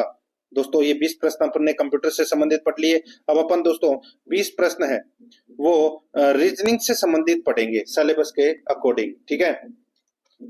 अब दोस्तों यहाँ पर आप देख सकते हैं, देखिए 111 नंबर का प्रश्न है, सचिन और अंजलि शाम को एक दूसरे के आमने सामने खड़े होकर बात कर रहे थे। अगर अंजलि की छाया बिल्कुल सचिन के बाईं ओर थी तो सचिन किस दिशा की ओर या किस दिशा में मुख करके खड़ा था? बताइए। दोस्तों ये देखिए मैंने यहाँ पे 4 दिशाएं बना ली है, ठीक है। ये उत्तर हो गई दोस्तों, ये दक्षिण, ये पूर्व और ये पश्चिम। अब दोस्तों यहाँ पर देखिए सचिन और अंजलि शाम को एक दूसरे के आमने सामने खड़े थे। तो दोस्तों आमने सामने का मतलब क्या हो गया दोस्तों? शाम को, तो दोस्तों शाम को सूरज है वो पश्चिम में छिपता है, तो दोस्तों यहाँ पे उत्तर और दक्षिण इन दोनों दिशा में ही होंगे। तो दोस्तों अगर अंजलि की छाया सचिन के बिल्कुल बाईं तरफ पड़ रही है, तो दोस्तों अगर अंजलि की छाया यानी कि अगर अंजलि यहाँ है तो सचिन है वो यहाँ पर। अब दोस्तों यहाँ पर देखिए सचिन के अंजलि की छाया बिल्कुल सचिन के बाईं ओर, यानी कि सचिन के बाईं ओर मतलब इधर इस तरफ है छाया हो गई, तो दोस्तों अंजलि किधर हो गई? यहाँ पर हो गई। तो अंजलि की छाया है वो दोस्तों यूं पड़ेगी, ठीक है, सूरज इधर है। तो दोस्तों इसका जो राइट आंसर क्या हो जाएगा? सचिन किस मुख में किस दिशा में मुख करके खड़ा था? तो दोस्तों ये सचिन है वो दक्षिण दिशा की ओर मुख करके खड़ा था और अंजलि उत्तर की ओर। तो यहाँ पर इसमें राइट आंसर हो जाएगा सी नंबर का जो ऑप्शन है वो इसका बिल्कुल सही। आगे देखिए 112 नंबर का प्रश्न है, नए शब्द बनाने के लिए निम्नलिखित शब्दों के बाद में कौन सा एकल अक्षर लगाया जा सकता है? कौन सा एकल अक्षर लगाया जा सकता है? दोस्तों बताइए। यहाँ पर 3-3 अक्षर दे रखे हैं दोस्तों, एक शब्द अपन इसमें लगाएंगे तो दोस्तों 4-4 अक्षरों का नया शब्द बन जाएगा। जैसे कि दोस्तों यहाँ पे ऑप्शन के अनुसार आप उठा सकते हैं, जैसे HATE, ठीक है। उसी प्रकार दोस्तों BARE, ठीक है।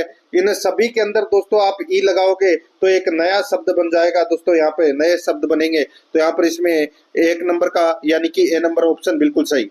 113 नंबर का प्रश्न है, इसमें देखिए कथन और निष्कर्ष दे रखा है, अपने को बताना है कि कौन सा निष्कर्ष इसमें सही है। कथन देखिए, सभी राजाओं के बाल धूसर रंग के होते हैं, सभी राजाओं के बाल धूसर रंग के होते हैं, कुछ योद्धा राजा बनते हैं, कुछ योद्धा राजा बनते हैं। निष्कर्ष देखिए, सभी योद्धाओं के बाल धूसर रंग के होते हैं, तो दोस्तों ये जरूरी नहीं है, यहाँ पर ये गलत हो जाएगा। सभी धूसर रंग के बाल वाले योद्धा राजा होते हैं, तो दोस्तों ये भी इसमें गलत हो जाएगा।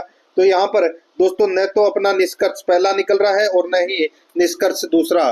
तो यहाँ पर इस प्रश्न का जो राइट आंसर हो जाएगा वो है बी नंबर का जो ऑप्शन है वो इसका बिल्कुल सही उत्तर हो जाएगा। आगे देखिए यहाँ पे 114 नंबर का प्रश्न है, इसमें देखिए वक्तव्य दे रखे हैं और दोस्तों यहाँ पे कार्रवाइयां दे रखी है, तो अपने को बताना है कि कौन से कार्रवाइयां है वो इसमें सही है। वक्तव्य देखिए, प्रश्न पत्र में कई गलत प्रश्न थे जिसके कारण परीक्षा में कई छात्र फेल हो गए। प्रश्न पत्र में कई गलत प्रश्न थे जिसके कारण परीक्षा में कई छात्र फेल हो गए। तो कार्रवाइयां देखिए दोस्तों, यहाँ पे सही प्रश्न पत्र के साथ परीक्षा दोबारा करवाई जानी चाहिए, सही प्रश्न पत्र के साथ में दोस्तों परीक्षा दोबारा करवाई जानी चाहिए। दूसरा देखिए, गलत प्रश्नों के लिए रियायती अंक दिए जाने चाहिए। तो दोस्तों दोबारा परीक्षा है वो करवाई जानी उचित नहीं है। तो यहाँ पे इसमें गलत प्रश्नों के लिए रियायती अंक है वो दिए जाने चाहिए। तो यहाँ पर इसमें केवल और केवल कार्यवाही सेकंड है वो इसमें सही है। तो यहाँ पर इसमें राइट आंसर हो जाएगा केवल सेकंड अनुसरण करती है। बी नंबर का ऑप्शन बिल्कुल सही। 115 नंबर का प्रश्न है, इसमें देखिए दोस्तों, हाल ही में एक रिपोर्ट में प्राथमिक स्तर पर कुल नामांकन अनुपात यानी कि 0 से 6 10 वर्ष की आयु के सभी बच्चों के अनुपात के रूप में कक्षा 1 से 5 में नामांकित बच्चों की संख्या अधिकांश राज्यों के लिए बहुत अधिक दिखाई गई है। बहुत अधिक दिखाई गई थी। कई मामलों में वे 100% से ऊपर थे। ये आंकड़े कुछ भी लायक नहीं है क्योंकि वे स्कूल रिकॉर्ड से संकलित आधिकारिक नामांकन डेटा पर आधारित है। वे कुल अतिशयोक्ति अनुपात के लिए भी खड़े हो सकते हैं। निम्नलिखित में से कौन सा विकल्प इस दावे का सबसे अच्छा समर्थन करता है? इसका अनुपात सबसे अच्छा समर्थन करता है कि अनुपात अतिरंजित है। बताइए कौन सा इसमें सही है? तो दोस्तों इसमें सिर्फ एक ही सही है। एक अध्ययनरत में अनुमान लगाया गया है कि कक्षा 1 में नामांकित लगभग 22 बच्चे 6 वर्ष से कम उम्र के थे और फिर भी स्कूल जाना शुरू कर दिया था। तो यहाँ पर इसमें दोस्तों राइट आंसर क्या हो जाएगा? इसमें दोस्तों सिर्फ और सिर्फ यहाँ पर बी नंबर का जो ऑप्शन है वो इसका बिल्कुल सही उत्तर है। तो इसमें हो जाएगा, ये आपको इसमें याद रखना है। ठीक है, ये प्रश्न दोस्तों कथन और निष्कर्ष से संबंधित है। ये आप आसानी से कर सकते हैं इन प्रश्नों को। 116 नंबर का प्रश्न है, इसमें देखिए कथन ए और कारण आर दे रखा है। अपने को बताना है कि कौन सा इसमें सत्य है। कथन ए देखिए, वर्तमान में डीडीटी का उपयोग कीटाणुनाशक के रूप में नहीं किया जाता है। दोस्तों वर्तमान में डीडीटी का उपयोग कीटाणुनाशक के रूप में नहीं किया जाता है। ठीक है दोस्तों, और देखिए इसमें कारण आर देखिए, डीडीटी मनुष्य के लिए नुकसानदेह है। तो दोस्तों डीडीटी मनुष्य के लिए नुकसानदेह है। तो दोस्तों ये दोनों के दोनों कथन इसमें सत्य है, किंतु आर है वो एक ही सही व्याख्या है, वो नहीं करता है। तो यहाँ पर इसमें बी नंबर का ऑप्शन बिल्कुल सही उत्तर हो जाएगा। आगे देखिए 117 नंबर का प्रश्न है, चित्र ए एवं सी के आधार पर उस विकल्प का चयन करें जिसे चित्र बी में प्रश्न चिन्ह में बदला जा सकता है। दोस्तों यहाँ पर ए और सी यानी कि यहाँ पर प्रश्नवाचक चिन्ह दे रखा है। तो यहाँ पर क्या आएगा? तो दोस्तों देखिए 19 कैसे आए, ये 19 कैसे आए? तो दोस्तों देखिए 5 × 3 किया तो कितना हो गया? 15 और 4 19। 6 और 4 कितने? 6 चौके 24, 24 और 5 19। उसी प्रकार 7 × 5 करेंगे कितने? 35, 35 और 6 कितने हो जाएंगे? 41। तो यहाँ पर सी नंबर का ऑप्शन बिल्कुल सही। आगे देखिए 118 नंबर प्रश्न है, यदि ए का अर्थ जोड़, बी का अर्थ गुणा, सी का अर्थ घटाव और डी का अर्थ भाग हो तो निम्नलिखित समीकरण का मान क्या होगा? दोस्तों यहाँ पर देखिए 7 ए का मान क्या है? जोड़। तो यहाँ पर ए 7 + 5, सी का मान, सी का अर्थ क्या है? सी का अर्थ घटाव, फिर ब्रैकेट है, फिर 6 डी का अर्थ क्या है? तो दोस्तों डी का अर्थ भाग है, तो 6 भाग 3। ठीक है, तो सबसे पहले अपन ब्रैकेट सोल्व करेंगे तो कितना आ जाएगा? 6 में 3 का भाग दिया तो दोस्तों कितना आ गया? 2 आ गया। ठीक है, अब दोस्तों यहाँ पे 7 + 5 - 2, तो दोस्तों 7 + 5 - 2 कितना हो जाएगा? 7 और 5 12, 12 में से दोस्तों 2 गए तो कितने बच गए? दोस्तों 10। तो यहाँ पर इसका राइट आंसर हो जाएगा डी नंबर ऑप्शन सही। 119 नंबर का प्रश्न, इसमें देखिए ए ने बी से कहा सी मेरे पिता का भतीजा है। ए ने बी से कहा सी मेरे पिता का भतीजा है। सी है वो मेरे पिता का भतीजा है। डी ए का चचेरा भाई बहन है। डी ए का चचेरा भाई बहन है, परंतु सी का भाई नहीं है। डी और सी के बीच में क्या रिश्ता है? तो दोस्तों सीधा सा हो जाएगा, इसमें रिश्ता है वो दोस्तों इसमें भाई बहन का ही हो जाएगा इसमें। तो यहाँ पर इसका राइट आंसर हो जाएगा डी नंबर का ऑप्शन बिल्कुल सही। आगे देखिए यहाँ पे प्रश्न आकृति का जल प्रतिबिंब क्या होगा? दोस्तों ये जल प्रतिबिंब है वो इसका क्या होगा बताइए? दोस्तों यहाँ पर इसका जो जल प्रतिबिंब हो जाएगा वो हो जाएगा दोस्तों इसमें देखिए ये जो उल्टा हो जाएगा ये। तो यहाँ पर इसमें डी नंबर का जो ऑप्शन है वो इसका बिल्कुल सही उत्तर हो जाएगा। आगे देखिए 121 नंबर का प्रश्न है। देखिए नीचे दी गई आकृति को मोड़कर एक पासा बनाया जाए तो निर्मित पासा विकल्पों में से किस आकृति के समान होगा? तो दोस्तों निर्मित पासा विकल्पों में से किस आकृति के समान होगा? यहाँ पर दोस्तों देखिए, यहाँ पर इसको मोड़कर बनाया जाना है दोस्तों, ठीक है। तो यहाँ पर इसका जो राइट आंसर हो जाएगा, देखिए बी नंबर का जो ऑप्शन है वो इसका बिल्कुल सही उत्तर हो जाएगा। यानी कि दोस्तों एक के विपरीत है वो क्या होगा दोस्तों?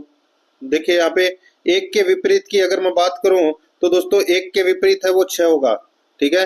एक के विपरीत है दोस्तों 6 होगा। एक के विपरीत है दोस्तों यहाँ पे 6 होगा। तो दोस्तों यहाँ पर देखिए 6 आपको नहीं, कौन से में नहीं दिखाई दे रहा? देखिए इसमें भी नहीं दिखाई दे रहा, इसमें भी नहीं दिखाई दे रहा, इसमें, ठीक है। तो यहाँ पे और 2 के विपरीत 5 होगा।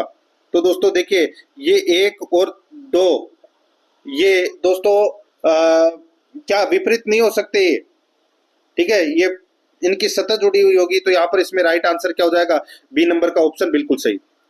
आगे देखिए ये जो तो दोस्तों सिटिंग अरेंजमेंट का क्वेश्चन है, ये आप सिटिंग अरेंजमेंट का क्वेश्चन है वो आप आसानी से कर सकते हैं।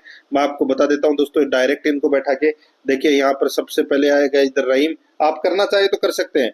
यहाँ पे रहीम, यहाँ पे राहुल, ठीक है। और इधर आएगा दोस्तों राज, और इधर आएगा दोस्तों रॉकी, ठीक है। और यहाँ पर बैठेगा दोस्तों राम, ठीक है। तो यहाँ पर इसमें देखिए क्या है, रॉकी के बाईं और तीसरे स्थान पर कौन बैठा है? रॉकी के बाईं और तीसरे स्थान पर दोस्तों यहाँ पर इसका राइट आंसर हो जाएगा बाईं और तीसरे स्थान पर दोस्तों कौन? रहीम है। तो यहाँ पर इसमें right answer B number option हो जाएगा। आगे देखिए 123 नंबर का प्रश्न है। यहाँ पर देखिए मछली कहाँ रहेगी? मछली है वो कहाँ रहेगी? तो दोस्तों देखिए यदि आसमान को जल कहा जाए और जल को हरा कहा जाए तो दोस्तों मछली कहाँ रहती है? जल में। और जल को क्या कहा गया है? हरा कहा गया है। तो यहाँ पर इसका राइट आंसर हो जाएगा हरा में रहेगी। ए नंबर ऑप्शन सही उत्तर, आगे पढ़ने की जरूरत ही नहीं है। 124 नंबर का प्रश्न है 4:16 यानी कि 4:16 PM बजे और 5 PM बजे के बीच किस समय घड़ी की सुइयां समकोण बनाएगी? किस समय घड़ी की सुइयां समकोण बनाएगी? तो दोस्तों यहाँ पर है इसका जो राइट आंसर हो जाएगा वो है दोस्तों, देखिए यहाँ पर 4:16 और 5 बजे के बीच किस समय घड़ी की सुइयां समकोण बनाएगी? देखिए घड़ी की घंटे की और मिनट की सुइयों में जब 15 मिनट का अंतर होता है तो वे आपस में समकोण बनाती है। 4 बजे दोस्तों इन सुइयों के बीच की दूरी है वो दोस्तों 20 मिनट की होगी, ठीक है। तो यहाँ पर सुइयां समकोण बनाएगी तब मिनट की सुई है वो दोस्तों क्या हो जाएगी? इसमें जुड़ जाएगी। तो यहाँ पे 20 + 5 हो जाएगी यानी कि 25। तो यहाँ पे 35 मिनट की दूरी अधिकतम कर लें तो समकोण बनाने में समय लगेगा दोस्तों इसमें 35 × 12/11।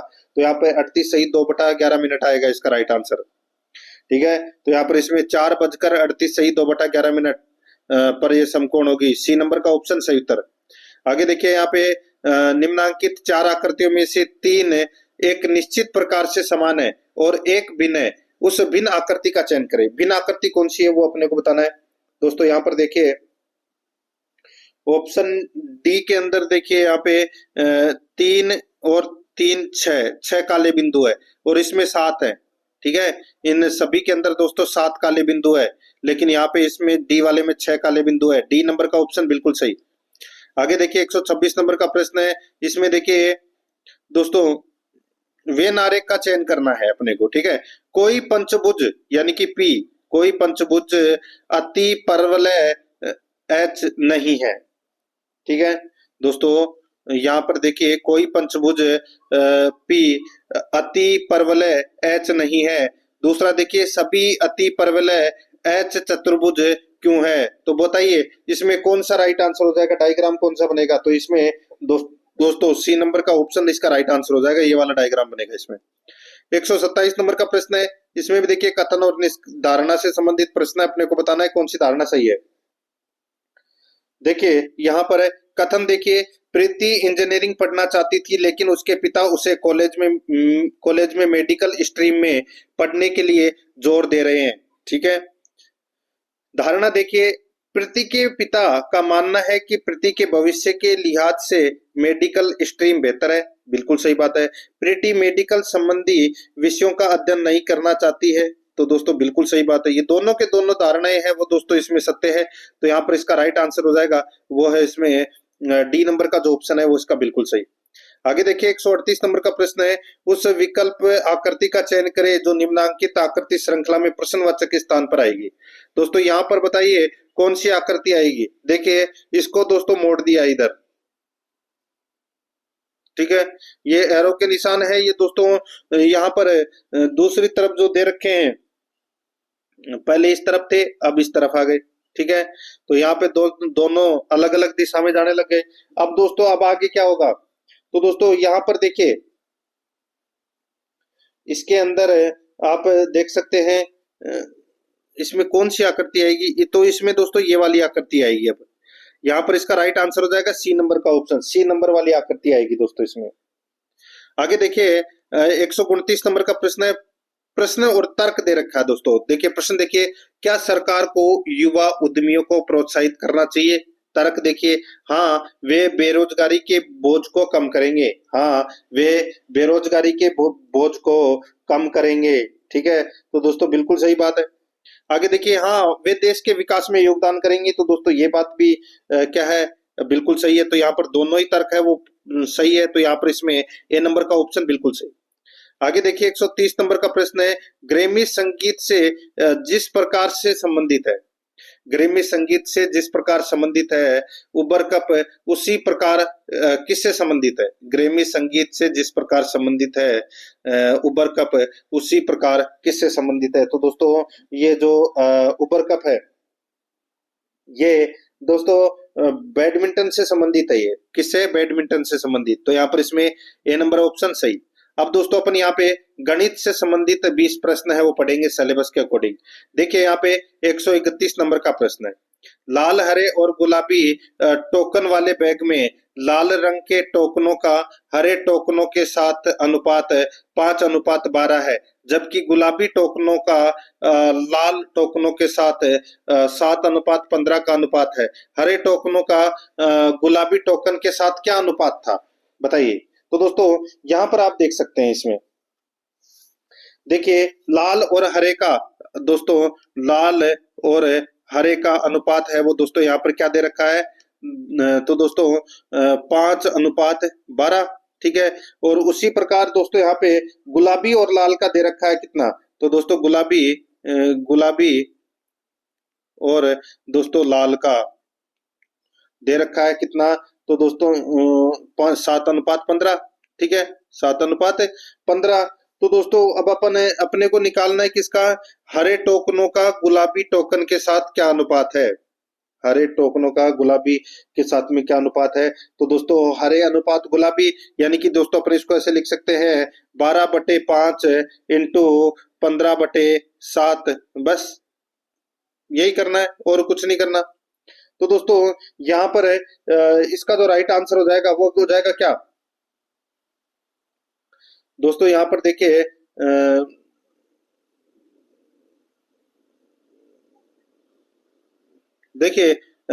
इसको आप काटोगे तो अपना राइट आंसर आ जाएगा दोस्तों 36:7। 36:7 है। तो यहाँ पर इसका राइट आंसर हो जाएगा दोस्तों बी नंबर का जो ऑप्शन है वो इसका सही उत्तर हो जाएगा। आगे देखिए 132 नंबर प्रश्न है, पाइप ए और बी एक टैंक को 7 घंटे और 10 मिनट में भर सकते हैं। पाइप ए और बी एक टैंक को 7 घंटे और 10 मिनट में भर सकती है, जबकि पाइप सी को 14 घंटे में खाली कर सकती है। यानी कि पाइप सी टैंक को 14 घंटे में खाली कर सकती है। यदि सारी पाइपों को एक साथ शुरू किया जाता है तो टैंक भरने में कितना समय लगेगा। तो टैंक भरने में कितना समय लगेगा, तो दोस्तों यहाँ पर सीधा सा हो जाएगा 1/7 प्लस 1/10 माइनस 1/14। बस इनका आप क्या कर लीजिए, एलसीएम निकाल लीजिए। एलसीएम कितना निकलेगा इनका, 40, अब 140 में 7 का भाग दिया तो कितनी बार गया? 20 बार। तो 20 प्लस 10 का कितनी बार गया? 14 बार। माइनस 14 का कितनी बार गया 140 में? 10 बार। तो ये लो बस। अब यहाँ पे 20 और 14 कितने होते हैं? 34, और 34 में से 10 गए तो कितने बचे? 24। तो यहाँ पे 24 बच्चे बटे 140 कर लीजिए। तो दोस्तों इसको अपन कैसे लिखेंगे?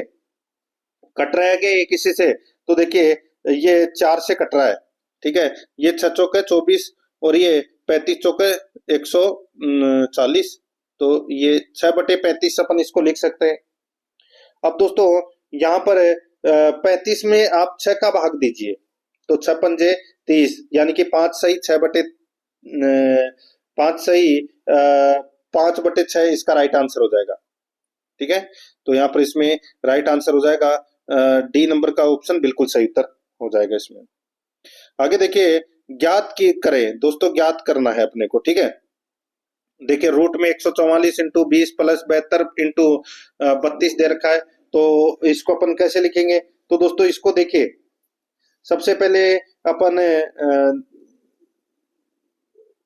इनका रूट हटाएंगे। तो रूट हटाओगे तो दोस्तों देखिए ये 72 इंटू 32, ठीक है। तो दोस्तों 72 इंटू 32, 144 इंटू 20 प्लस 72 इंटू 32, ठीक है। तो दोस्तों यहाँ पर 72 इंटू, सबसे पहले आपको क्या करना है? 72 इंटू 32, ठीक है। 72 इंटू 32 करोगे तो दोस्तों यहाँ पर इसका जो आप रूट निकालोगे, ठीक है, रूट हटाओगे तो यहाँ पर 16 आ जाएगा इनकी जगह, ठीक है। क्या आ जाएगा? 16 रूट हटाओगे तो, ठीक है। तो यहाँ पे 16 प्लस दोस्तों कितना हो जाएगा? 20, 16 प्लस 20 144 प्लस, ठीक है। तो यहाँ पर 144 इंटू 36 हो जाएगा रूट के अंदर, 144 इंटू 36 हो जाएगा दोस्तों ये। तो इसका राइट आंसर आ जाएगा दोस्तों 72। यहाँ पर इसमें सी नंबर ऑप्शन बिल्कुल सही। आगे देखिए दो स्टेशनों ए और बी के बीच की दूरी 420 किलोमीटर है। एक रेलगाड़ी स्टेशन ए से दोपहर 3 बजे 60 किलोमीटर प्रति घंटा की चाल से स्टेशन बी की ओर चलना आरंभ करती है। दूसरी रेलगाड़ी स्टेशन बी से, यानी कि दूसरी रेलगाड़ी स्टेशन से बी से शाम 4 बजे 30 किलोमीटर प्रति घंटा की चाल से स्टेशन ए की ओर चलना प्रारंभ करती है। वे किस समय एक दूसरे को मिलेगी? दोस्तों इस प्रश्न का आप कर लीजिए, बाकी मैं थोड़ा शॉर्टकट में बता देता हूँ। देखिए पहली रेलगाड़ी द्वारा 1 घंटे में तय की गई दूरी है वो कितनी है? तो दोस्तों वो है 60 किलोमीटर, ठीक है। अब दोस्तों यहाँ पर देखिए दोनों रेलगाड़ी को एक दूसरे से मिलने में जो लगा समय है वो क्या हो जाएगा? तो दोस्तों बीच की दूरी बटे सापेक्ष चाल। तो सापेक्ष चाल तो क्या हो जाएगा दोस्तों? इसमें जुड़ जाएगा 60 किलोमीटर और 30 किलोमीटर, इसको जोड़ दीजिए। और यहाँ पे दोस्तों 420 किलोमीटर है ना। तो 420 किलोमीटर और 60 किलोमीटर, तो इनके बीच की दूरी कितनी हो जाएगी? तो दोस्तों ये हो जाएगी 360 किलोमीटर। तो यहाँ पे 360 है बटे 90 कर लीजिए दोस्तों यहाँ पे, ठीक है।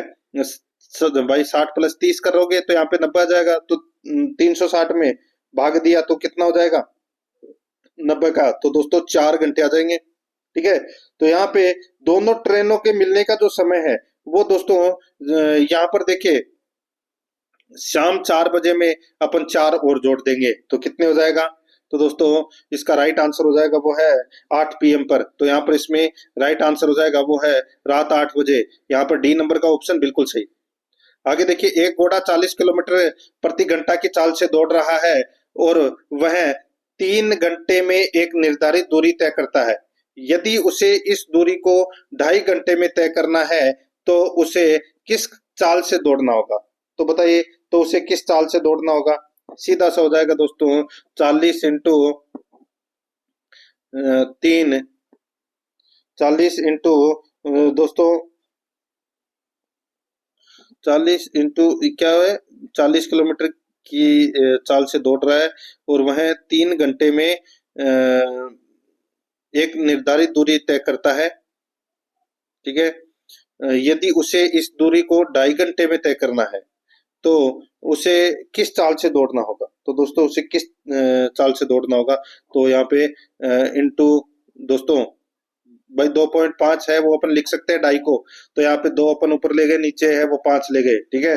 तो यहाँ पर है तो बस काट लीजिए इसको, ये 8 बार कटा, 8 3 24, 24 इंटू 2 कितना हो जाएगा 48। तो यहाँ पर इसका राइट आंसर हो जाएगा 48 किलोमीटर प्रति घंटा, ये नंबर ऑप्शन सही। आगे देखिए, x किसी कार्य को 14 दिन में कर सकता है, y x की तुलना में 40% अधिक कार्य कुशल है। y को अकेले उसी कार्य को करने में कितने दिन लगेंगे, तो कितने दिन लगेंगे, सीधा सा हो जाएगा दोस्तों। देखिए x अकेला काम को कर सकता है 14 दिन में, तो दोस्तों x का एक दिन का काम कितना हो जाएगा, 1/14 दिन हो जाएगा, या 1/14 भाग हो जाएगा। तो y अकेला उस काम को करेगा, तो यहाँ पे 1/14 इंटू दोस्तों एक, देखिए 40% अधिक काम करता है, तो 140/100 कर लीजिए, तो कितना आ जाएगा, तो दोस्तों ये आ जाएगा 1/10 भाग। तो दोस्तों y अकेला उस दिन उसमें कितना करेगा, भाई ये कट गया इधर से कितना 10, और ये 10 से ये कट गया, 1/10 आ गया। तो यहाँ पर 10 दिन y को अकेले उसी कार्य को करने में कितने दिन लगेंगे, 10 दिन। तो यहाँ पर डी नंबर ऑप्शन सही। आगे देखिए, m एक कार्य को 20 दिन में पूरा करता है और n उसी कार्य को 30 दिन में पूरा करता है। यदि दोनों एक साथ मिलकर काम करते हैं तो कितने दिन में पूरे करेंगे, दोस्तों 1/20 प्लस 1/30, बताइए यहाँ पे एलसीएम कितना निकलेगा, एलसीएम दोस्तों 60 निकल जाएगा। 60 में 20 का भाग दिया तो कितनी बार गया, 3 बार, और 60 में 30 का भाग दिया तो कितनी बार, 2 बार। तो यहाँ पे 3 और 2 5, 60 में 5 का भाग दे दीजिए, कितना आ जाएगा 12। तो यहाँ पर इसमें 12 दिन में पूरा कर लेंगे दोस्तों ये दोनों मिलकर। यहाँ पर बी नंबर ऑप्शन सही। आगे देखिए, 4200 रुपए की एक राशि साधारण ब्याज से 3 वर्षों में दोस्तों 5082 हो जाती है। ब्याज की वार्षिक दर क्या है, ब्याज की वार्षिक दर क्या है, तो दोस्तों देखिए 5082 में से 4200 घटा दीजिए, कितना बचा दोस्तों, ये बचा 882। अब 882 है, ये 3 साल का ब्याज है, तो इसमें 3 का भाग दे लीजिए, ठीक है, 3 का भाग दे लीजिए। तो आप या तो 1 साल का निकल के आ जाएगा, फिर आप 4200 का वो प्रतिशत निकाल लीजिए 1 साल का, या आप करना चाहते हैं तो ब्याज इंटू 100 बटे मूलधन इंटू समय वाला सूत्र लगा लीजिए। ब्याज है कितना 882 इंटू 100 बटे मूलधन कितना है 4200, तो 4200 इंटू 3, बस आ जाएगा 7%। तो यहाँ पर इसमें बी नंबर का ऑप्शन बिल्कुल सही। आगे देखिए, 139 नंबर प्रश्न है, यदि ए बी से 25% कम है तो 2b माइनस ए या ए का मान क्या है। दोस्तों यहाँ पर देखिए, यदि ए बराबर, देखिए यदि बी बराबर है वो दोस्तों 100 है, यदि दोस्तों बी बराबर है वो क्या है 100 है, तो बी से 25% कम है, तो ए बराबर कितना हो जाएगा दोस्तों 75 हो जाएगा। तो यहाँ पर देखिए क्या पूछा है, तो 2b माइनस ए, 2b माइनस ए, तो दोस्तों यहाँ पे 2 इंटू बी कितना है 100 माइनस ए 75, यानी कि 200 में से 75 गए तो दोस्तों कितने बचे, तो दोस्तों ये बचे 125, ठीक है। तो अब यहाँ पे अपने को ये बताना है कि 125 बटे 75, अब इसको काट लीजिए, तो दोस्तों 5 से कट रहे हैं, तो ये सॉरी 25 से कट रहा है, ये 3 बार कटा, ये 5 बार कटा, तो 5/3 इसका राइट आंसर हो जाएगा। यहाँ पर ए नंबर ऑप्शन बिल्कुल सही। आगे देखिए, 140 नंबर प्रश्न है, यदि चीनी के मूल्य में 60% की वृद्धि होती है तो किसी व्यक्ति को चीनी का उपभोग करने में चीनी का उपभोग कितना कम करना होगा जिससे उसका खर्च न बढ़े, जिससे उसका खर्च न बढ़े। तो सीधा सा हो जाएगा दोस्तों, यहाँ पे 60 बटे 60% वृद्धि हो रही है, तो यह 160 इंटू 100 कर लीजिए, बस। यहाँ पर इसका जो राइट आंसर हो जाएगा दोस्तों वो हो जाएगा इसमें कितना 37.5%। आप इसको काटोगे तो यहाँ पे 37.5 आ जाएगा। आगे देखिए, 35 आम बेचने पर प्राप्त लाभ 7 आमों के क्रय मूल्य के बराबर है, प्रतिशत लाभ ज्ञात कीजिए। दोस्तों सीधा सा हो जाएगा, माना एक आम का क्रय मूल्य 1 है, तो 35 आम का क्रय मूल्य कितना हो जाएगा 35, तो 35 आमों का विक्रय मूल्य कितना हो जाएगा दोस्तों 35 प्लस 7 कितना हो जाएगा 42, ठीक है। तो दोस्तों यहाँ पर अंतर कितने का हो गया, 7 का। तो यहाँ पे 7/35 इंटू 100 कर लीजिए, बस 700 में 35 का भाग दोगे तो 20% आ जाएगा। यहाँ पर ए नंबर ऑप्शन सही उत्तर। आगे देखिए, किसी वस्तु को 96 रुपए में बेचने पर प्रतिशत लाभ का संख्यात्मक मान क्रम मूल्य के बराबर है, तो उस वस्तु का क्रम मूल्य क्या है, तो उस वस्तु का क्रम मूल्य है वो क्या है। दोस्तों यहाँ पर ऑप्शन उठा के कर लीजिए, ज्यादा बेटर रहेगा। तो दोस्तों देखिए, 60 का 60% निकाल लीजिए। सीधा सा मैं आपको बोलूं, ऑप्शन में दे रखा है ना, जितने भी दे रखे हैं उसका उतना प्रतिशत निकाल लीजिए। जैसे कि मैंने यहाँ पे 60 का है, वो 60% निकाला तो कितना आ गया दोस्तों, 36। ठीक है, तो 60 और 36 क्या 96 हो रहे हैं, बिल्कुल हो रहे हैं। तो यहाँ पर ए नंबर का ऑप्शन बिल्कुल सही उत्तर हो जाएगा। आगे देखिए, 143 नंबर का प्रश्न है, 12 पदों में से पहले 6 पदों का औसत 36 है, तो दोस्तों सीधा सा हो जाएगा 36 इंटू 6 कर लीजिए। अंतिम 6 पदों का औसत 42 है, तो यहाँ पे 42 इंटू 6 कर लीजिए। यदि पहले 11 पदों का औसत 38 है, तो यहाँ पे 11 इंटू 38 कर लीजिए। तो 12वां पद है वो क्या होगा, तो 12वां पद है वो क्या होगा, सीधा सा है दोस्तों, 36 इंटू 6 किया, ठीक है, और 36 इंटू 42 इंटू 6 किया, तो दोस्तों कि ये कितना हो गया, ये आया दोस्तों 216, ये आया कितना 252, ठीक है। और दोस्तों इनका टोटल किया तो कितना हो गया, ये हो गया टोटल 468 हो गया, ठीक है। अब 11 इंटू 38 किया तो कितना हो गया, ये दोस्तों 418 हो गए। अब 468 में से 418 गए तो कितने बचे दोस्तों, ये 50 बचा। तो यही अपना सही उत्तर हो जाएगा, 12वां पद, बी नंबर ऑप्शन सही। आगे देखिए, 16 परीक्षार्थियों का औसत अंक 60 है, तो दोस्तों सीधा सा हो जाएगा 60 इंटू 16 कर लीजिए, कितना हो जाएगा 960, ठीक है। बाद में पाया गया कि परीक्षार्थी का अंक 87 के बदले 55 और दूसरे परीक्षार्थी का अंक 43 के बदले 59 लिखा गया है, सही औसत ज्ञात कीजिए। अब सीधा सा हो जाएगा दोस्तों 960 प्लस 43 माइनस 55 माइनस 59 प्लस 87, बस। तो दोस्तों यहाँ पर इसका राइट आंसर आ जाएगा, वो है इसमें देखिए ये आ गया 976, यानी कि दोस्तों 976। अब 976 में आप 16 का भाग दे लीजिए तो 61 आ जाएगा दोस्तों औसत। तो यहाँ पर इसमें डी नंबर का ऑप्शन सही उत्तर। आगे देखिए, 145 नंबर प्रश्न है, 1000 रुपए की धनराशि को तारा, तमन्ना, टीना के बीच दोस्तों 5:6 के अनुपात में वितरित किया जाता है। तारा और टीना की राशियों के बीच कितना अंतर है, तो बताइए कितना अंतर है।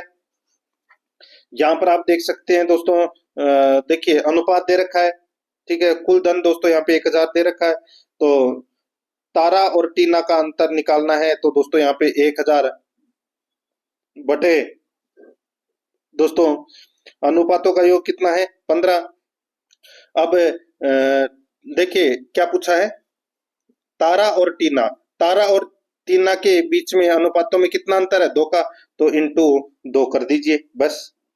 तो 2000 में 15 का भाग दोगे तो कितना आ जाएगा, तो दोस्तों 133.33 आ जाएगा, ये सही उत्तर हो जाएगा।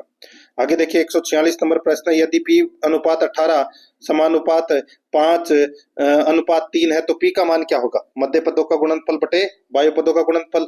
18 इंटू 5 कितने होते हैं दोस्तों, 18 पंजे 90, और 90 में दोस्तों 3 का भाग दोगे तो कितना आ जाएगा 30, तो P का मान 30 आ जाएगा, बी नंबर ऑप्शन सही। आगे देखिए, वह सबसे छोटी संख्या ज्ञात कीजिए जिसे 2000 में से घटाने पर प्राप्त अंतर 15, 16 और 25 द्वारा विभाज्य हो। वह सबसे छोटी संख्या ज्ञात कीजिए जिसे 20,000 है, वह सबसे छोटी संख्या ज्ञात कीजिए जिसे 20,000 में से घटाने पर प्राप्त अंतर 15, 16 और 25 द्वारा विभाज्य हो। तो दोस्तों यहाँ पर इसका जो राइट आंसर हो जाएगा 15, 16 और 25 का लसअप है वो कितना निकल आएगा, तो दोस्तों ये निकल के आ जाएगा 1200, ठीक है। तो दोस्तों 1200 आ गया। अब 20,000 में दोस्तों आप क्या करोगे, 1200 का भाग दे दीजिए, ठीक है। कितना आ जाएगा दोस्तों, से यहाँ पर 16 बार जाएगा, और दोस्तों शेषफल 800 बचेगा। तो यहाँ पर इसका जो राइट आंसर हो जाएगा वो है इसमें 800, यहाँ पर इसमें ए नंबर ऑप्शन सही। आगे देखिए, नीचे दिए गए समीकरण का हल करें। दोस्तों यहाँ पे समीकरण का हल करना है, 5 प्लस 5.55 प्लस 55.5 प्लस 5.05, इसको अपन दोस्तों जोड़ेंगे तो कितना आ जाएगा, इसको अपन जोड़ेंगे तो दोस्तों ये आ जाएगा 32.65। यहाँ पर ए नंबर ऑप्शन सही उत्तर। आगे देखिए, संख्या x 33 31 यदि 11 से विभाज्य हो तो x का स्थानीय मान क्या होगा? ऑप्शन के अनुसार आप कर सकते हैं इसको। ऑप्शन उठाइए दोस्तों, यहाँ पे 2 लिख के देख लीजिए, ये पूरे स्थानीय मान यहाँ पर हो जाएगा। यहाँ पर 2 ही इसका राइट आंसर हो जाएगा, x की जगह 2 रख लीजिए, ठीक है। आगे देखिए, निम्नलिखित में से कौन सी संख्या 9 से विभाज्य है? 9 से विभाज्य कौन सी है? तो दोस्तों सीधा सा हो जाएगा यहाँ पे। देखिए यहाँ पर अंकों का योग है वो दोस्तों 9 होना चाहिए, ठीक है, वो 9 से विभाज्य है। तो दोस्तों यहाँ पर देखिए, इसमें 1 2 3 2 और 1, यानी कि 1 और 2 3, 3 और 3 6, 6 और 3 9।